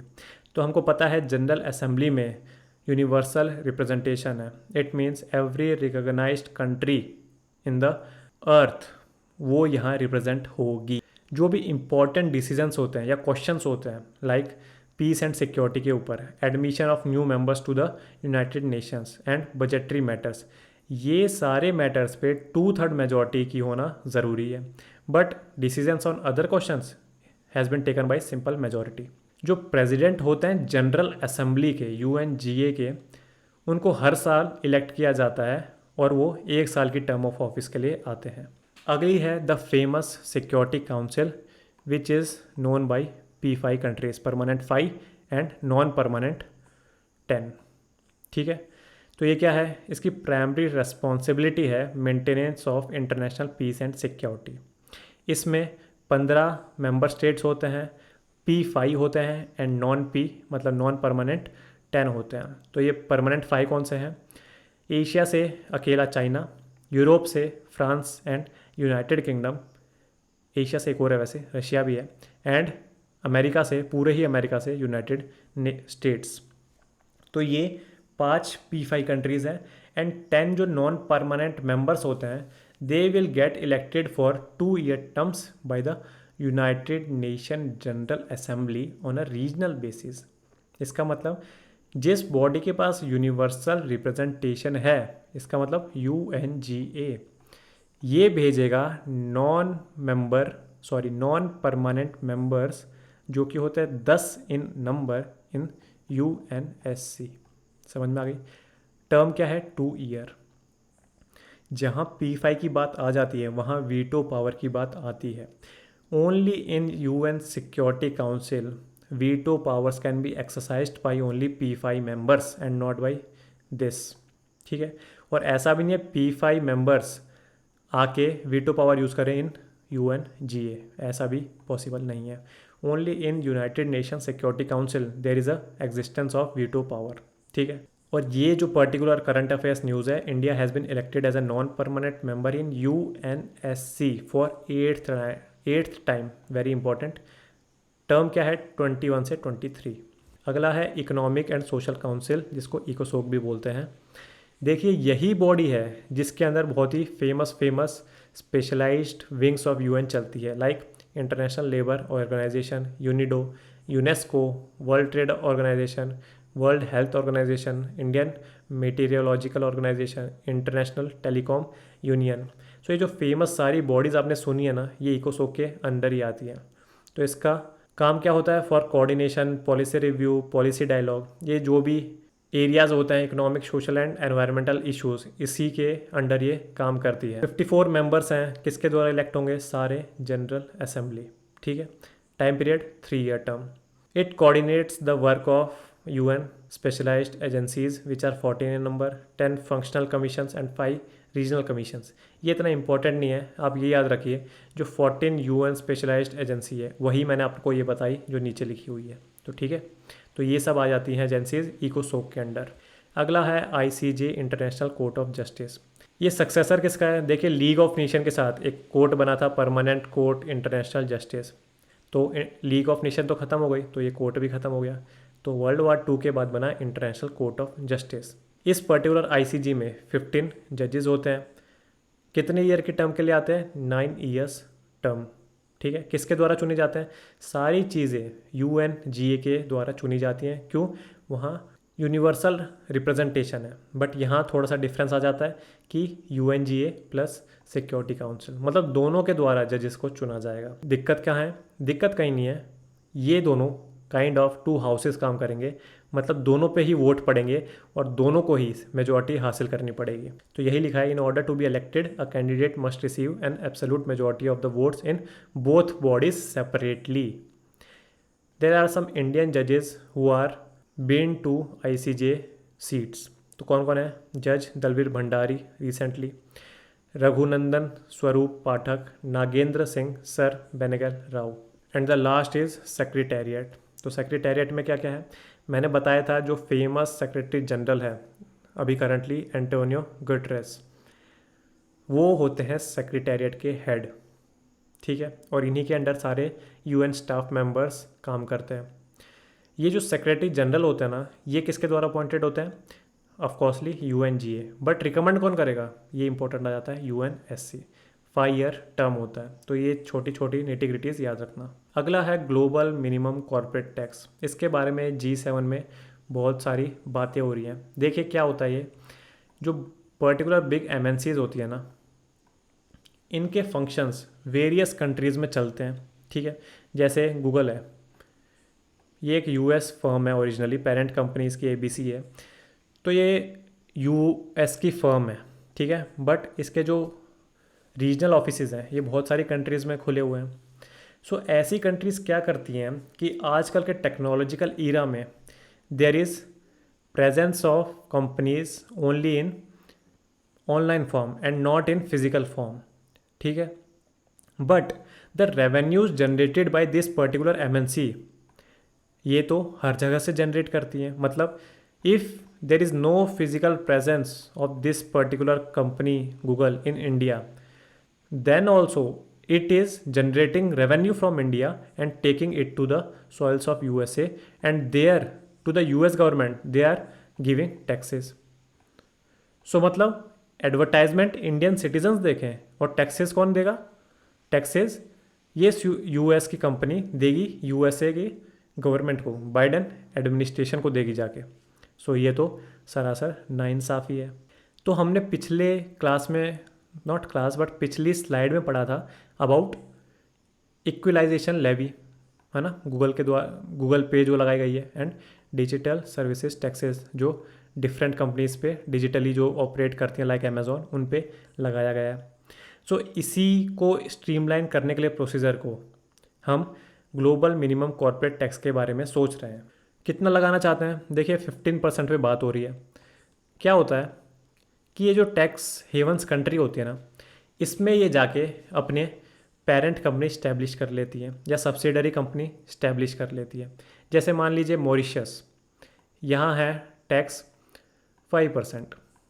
ठीक है, इंडिया में है टैक्स, मान लीजिए आप 20% है। ठीक है, अजम्पशन है कि 20% है। तो ये कंपनीज़ क्या करती हैं कि ये बोलती हैं कि भाई हमारी तो ओरिजिनल कंपनी है वो मॉरिशस में है, और मॉरिशस में ही हम अपना रेवेन्यू ले जाके 5% पे कर देंगे। ठीक है, तो अब जब एक ग्लोबल मिनिमम टैक्स रेट आ जाएगा तो क्या होगा? देखिए Indian companies, not companies, Indian government बोलेगी ठीक है आप चालाकी खेल लो, और इन कंपनीज़ लाइक गूगल को बोलेगी ठीक है अब जाओ मॉरिशस में, वहाँ 5% टैक्स पे कर दो। But now we have the provision of global minimum corporate tax rate. इसका मतलब जैसे ही यहाँ 5% रेट पे कर दोगे to the Mauritius government, but minimum tax rate कितना है? 15%। इसका मतलब 15 - 5 10, तो 10% you have to give as a corporate tax to Indian government. So यही पूरी कहानी है ग्लोबल मिनिमम कॉर्पोरेट टैक्स की। ये अभी नेसेंट स्टेज में डिस्कशन है, तो बाद में ही इसे अच्छी तरह देखेंगे इसके क्या क्या प्रोविजंस होंगे। अगला है सिरविली पुथूर मेघामलाई टाइगर रिजर्व के बारे में। कब बना है? रिसेंटली बना है, फरवरी 2021 में। कहाँ है? तमिलनाडु में। और सारे टाइगर रिजर्व देख लेते हैं तमिलनाडु के। अनामलाई ये रहा, मुद्दुमलाई ये रहा, सत्यमंगलम भी इधर ही कहीं है, ठीक है, सत्यमंगलम। देन ये जो अभी बना है सिरविली पुथूर, और ये है कलक्कड़ मंदुथराई। थोड़ी सी और इन्फॉर्मेशन देख लीजिए। ये जो सत्यमंगलम मैंने बताया, this is situated at the confluence of eastern Ghats and western Ghats. Kalakkad Mundanthurai ये जो टाइगर रिजर्व है, ये नेशन का, इंडिया का फर्स्ट टाइगर रिजर्व है। अगला है देहिंग पटकाई नेशनल पार्क। तो देखिए, Dehing Patkai wild life sanctuary was already there, but it has been now converted to national park. National park और वाइल्ड लाइफ सेंचुरी में क्या डिफरेंस होता है, ये हम पढ़ेंगे एनवायरनमेंट की क्लासेस में। तो कहाँ है ये? असम में है, यही पहले याद रखिए। Dehing Patkai wild life century एक और नाम से प्रसिद्ध है, क्या है? जयपुर रेन फॉरेस्ट, ठीक है। इस पर्टिकुलर नेशनल पार्क के विसिनिटी में क्या क्या है हमारे पास? Oldest refinery of Asia, that is Digboi. कुछ अलग नेशनल पार्क भी देख लो, आसाम के काजीरंगा, नामेरी, मानस, दिब्रू साइखोवा, ओरांग। एक और आर्टिकल है हमारे पास अद्दू अटोल, जोग्राफी का ये आर्टिकल है। तो ये कौन से पर्टिकुलर लोकेशन है, कौन से कंट्री में है? ये है मालदीव्स में। मालदीव्स के साउथ में इसकी ये लोकेशन पड़ती है, और ये यहाँ से कुछ पास हो रहा है। आप बताइए क्या है ये? Yes, this is our 0 degree line equator. तो ये मालदीव्स में पास होता है अद्दू अटोल से। तो आपको ये पर्टिकुलर चीज़ याद रखना है। और अद्दू अटोल का है? मालदीव्स कंट्री में। अगला आर्टिकल है चाइल्ड अडॉप्शन रेगुलेटरी अथॉरिटी, कारा शॉर्ट फॉर्म में। देखिए, अगर आपको इंडिया में अडॉप्ट करना है चाइल्ड, तो Indian government give permission to the citizens as well as to non resident Indian to adopt a child. कौन कौन से एक्ट के तहत? Hindu Adoption and Maintenance Act 1956 का, एंड गार्जियन या guardian and Wards Act of 1890 का। ये जो कारा अथॉरिटी होती है, ये रेगुलेशन बनाती रहती है adoption related from time to time, as per the section 68 of the Juvenile Justice Care and Protection of Children Act of 2015। इसके प्रोविजंस भी हमने इसी पर्टिकुलर वीडियो में पहले डिस्कस कर रखे हैं। चाइल्ड अडॉप्शन रेगुलेटरी अथॉरिटी के अंडर हम एक बॉडी बनाएंगे, उसे भी कारा ही बोल देंगे, बस सेंट्रल नाम जोड़ लीजिए, सेंट्रल अडॉप्शन रिसोर्स अथॉरिटी। तो ये पर्टिकुलर एक स्टैट्यूटरी बॉडी है, इसी के अंडर है ये। Women and child development ministry के अधीन ये काम करती है। जो कारा है, ये सारे अडॉप्शन से डील करती है, intra country as well as inter country से। जो इंटर कंट्री से डील करती है कारा की अथॉरिटी, वो particular policies and regulations were in consonance और accordance with the provisions of Hague convention on inter country adoption of 1993। ये हमारे एग्ज़ाम से रिलेटेड नहीं है, बट थोड़ी फैसिनेटिंग चीज़ें हैं, तो सुन लीजिए। Some provisions of adoption rules in India. The consent of both the spouses for the adoption shall be required in case of a married couple. A single female can adopt a child of any gender. A single male shall not be eligible to adopt a girl child. और ऐसे भी बहुत सारे थे, but मुझे लगा कुछ थोड़े से फैसिनेटिंग डाल देते हैं, तो ये डाल दिए मैंने। अगला आर्टिकल है हमारा इथेनॉल ब्लेंडेड पेट्रोल प्रोग्राम के बारे में। ये जो इथेनॉल ब्लेंडेड पेट्रोल प्रोग्राम है, ये कब लॉन्च हुआ था? 2003 में लॉन्च किया गया था। किसके द्वारा? Ministry of Petroleum and Natural Gas. Targets क्या थे हमारे? 10% of bioethanol blending in petrol by 2022। और एक और एम्बिशियस टारगेट क्या है? 20% till 2025। Recently the particular year 2030 has been change to 2025। So government has set an ambitious target for blending of bioethanol in petrol. ये जो पर्टिकुलर प्रोग्राम है ethanol blended petrol programme, ये in consonance है with national biofuels policy of 2018। ये particular programme government लाई क्यों? क्योंकि पहली बात तो इथेनॉल एक रिन्यूएबल सोर्स ऑफ एनर्जी है, और ये निकलता कैसे है? It is a by product of sugar industry. इसके मतलब जो शुगर केन से हम शुगर निकालते हैं, उसी का एक बाई प्रोडक्ट हो जाता है ethanol. So it is kind of renewable energy. जैसे ही हम पेट्रोल की जगह कुछ परसेंटेज में, मतलब 10% या 20% में इथेनॉल ब्लेंड करवाएंगे, तो इसका रिजल्ट होगा हमारा net reduction in emissions of CO2, carbon monoxide जिसको CO बोलते हैं, and hydrocarbons. So it is beneficial for the environment purpose. दो तरह के प्लांट्स हो सकते हैं for the generation of bioethanol, 1G bioethanol plants and 2G bioethanol plants. Difference क्या है? जो 1G बायोइथेनॉल प्लांट है they will utilise sugar cane juice and molasses. Molasses होता है जब आप शुगर केन से शुगर निकाल लेते हो ना, तो कुछ थोड़ा सा बच जाता है वो बाय प्रोडक्ट ही, उसी को हम मोलेसेस बोल देते हैं। तो यही पर्टिकुलर चीज़ें वो as a raw material use करेगा। कौन?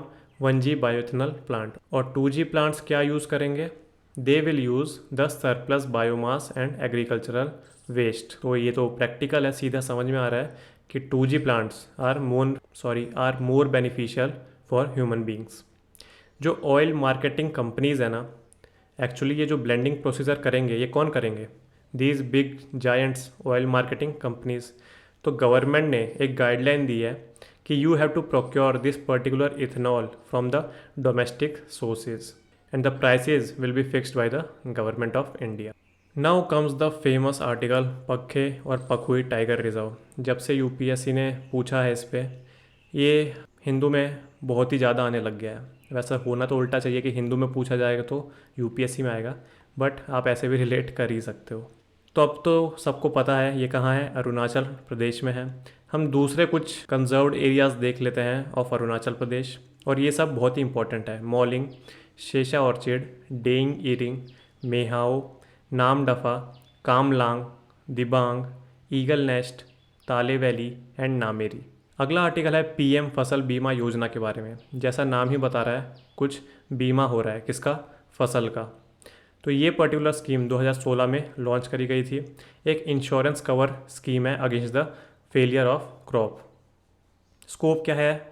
सारे फूड आर्टिकल्स, सारे ऑयल सीड एंड सारे कमर्शियल एंड हॉर्टिकल्चर क्रॉप्स इस पर्टिकुलर स्कीम के अंडर कवर होंगे। प्रीमियम कैसे देना पड़ेगा? देखिए, अलग अलग प्रीमियम है। ये पर्टिकुलर प्रीवियस ईयर UPSC का सवाल भी था कि सब में हम 2% प्रीमियम लेंगे under Fasal Bima Yojana, but this is incorrect statement. Prescribed premium for kharif crops is 2%, for rabi crops is 1.5%, और अगर आपकी कमर्शियल या हॉर्टिकल्चर क्रॉप्स हैं तब आपका प्रीमियम है 5%। इनको याद करने की ज़रूरत नहीं है, ऑफकोर्सली न्यूमेरिकल तो याद करना ही पड़ेगा आपको, बट इसमें कंफ्यूज नहीं हो पाओगे कि कौन सा 2% है, कौन सा 1.5% है, कौन सा 5% है। क्यों? जहाँ सबसे ज़्यादा रिस्क होगी उसका प्रीमियम सबसे ज़्यादा होगा। खरीफ क्रॉप में बारिश का मौसम होता है, and if Indian monsoon is affected then there is high vulnerability, तो इसीलिए इसका 2% है। राबी क्रॉप्स में बारिश बहुत ही कम आती है, वो बहुत कम डिपेंडेंट है बारिश पे, इसीलिए 1.5% है। और कमर्शियल और हॉर्टिकल्चर क्रॉप्स में इसके ऊपर तो एक पर्टिकुलर फार्मर का पूरा जीवन ही डिपेंड होता है, मतलब पूरी इकोनॉमी ही डिपेंड होती है। फॉर एग्ज़ाम्पल, आम का बहुत बड़ा सा खेत है और सारे आम उसमें सड़ गए, तो क्या होगा? सबसे बड़ी रिस्क है ये तो इसमें 5% है। तो प्रीमियम इसमें काम कैसे करेगा? जैसे हमने आयुष्मान भारत में भी समझा, that is a premium scheme और इंश्योरेंस स्कीम, तो वैसे ही प्रधानमंत्री फसल बीमा योजना है। इसमें क्या कर रहे हैं? इसमें हम फार्मर्स को भी बोल रहे हैं कि आप थोड़ा सा 100 रुपये कंट्रीब्यूट कर दो, और आपका जितना भी और प्रीमियम है वो स्टेट प्लस सेंटर दोनों मिलके कंट्रीब्यूट कर देंगे। तो इसमें फार्मर्स भी कर रहे हैं थोड़ा सा। बट एक और जनरल बात आ ही जाती है, मोस्टली नॉर्थ ईस्टर्न स्टेट्स को सेंटर बहुत ही ज़्यादा सब्सिडी प्रोवाइड करती है, तो इसमें भी 90% of the premium subsidy will be provided to north eastern states. 2020 में क्या हुआ था? पहले तो कुछ पर्टिकुलर सेक्शंस पे ये फसल बीमा योजना मैंडेटरी थी, बट अब क्या है, 100% वॉलंटरी स्कीम है ये to all the farmers. Our last article is regarding fertiliser subsidy. सारा तो हम यहाँ पढ़ नहीं सकते, but it will be covered in economic section. तो जो मेन बेसिक चीज़ें हैं वो यहाँ मैंने लिख दी गई हैं। फर्टिलाइज़र क्या है? Nutrients that are essential for a growth of plant. तो उसमें माइक्रो होते हैं और मैक्रो न्यूट्रिएंट्स होते हैं which we have to provide to plants for their normal growth. तो ये जो मैक्रो न्यूट्रिएंट्स होते हैं इस पे सारा हमारा फोकस होता है, और इन पे भी बस 3 ही जो होते हैं उस पर हमारा ज़्यादा फोकस होता है, डेट इज़ NPK। तो कौन कौन से हैं? Nitrogen, potassium, phosphorus, calcium, sulphur, magnesium. Ideal जो रेशियो होता है NPK का इन द सोइंग फील्ड और इन द एग्रीकल्चर फील्ड, वो क्या है? 4:2:1। इसका मतलब नाइट्रोजन कहाँ से मिलता है? यूरिया से। तो यूरिया की क्वांटिटी अगर 4 है, 4 यूनिट्स है, तो फॉस्फोरस की 2 होनी चाहिए और पोटेशियम की 1 होनी चाहिए in the agriculture field. Urea है या नाइट्रोजन जो है वो सब्सिडाइज्ड है इंडिया में। It means it's price will be regulated by the government. P&K जो है फॉस्फोरस एंड पोटैश, जो पोटैश है ना वो सारा इंपोर्ट होता है और इंडिया में इसकी मैन्युफैक्चरिंग यूनिट्स नहीं है। तो ये जो P&K हैं macronutrients, they will be covered under nutrient based subsidy scheme. अब ये क्या है ये तो हम इकोनॉमी में ही पढ़ेंगे, बट इतना आप याद रखिए, only urea price is subsidised in India and rest of the macronutrients, that is P&K, their prices are subject to the market risk। मतलब government is not regulating the prices of potash as well as phosphorus. जो food subsidy है वो हमारी India की number 1 subsidy है। तो second number पे कौन सी आती है? Fertiliser subsidy. जो फर्टिलाइज़र इंडस्ट्री है वो one of the 8 core industries है इंडिया में, और इस पर्टिकुलर इंडस्ट्री का वेटेज सबसे कम है बाकी की 7 कोर इंडस्ट्री में से। होप सो आपको नियो का सीरीज़ पसंद आ रही होगी। ये फॉर्मूला याद रखिए, रीड, रिवाइज, रिकॉल। बार बार इस वीडियो को देखिए, आपके जहन में सारी बातें बैठ जाएंगी। थोड़ी सी बड़ी वीडियो हो जाती है नियोका की, because we have to cover news of 15 days.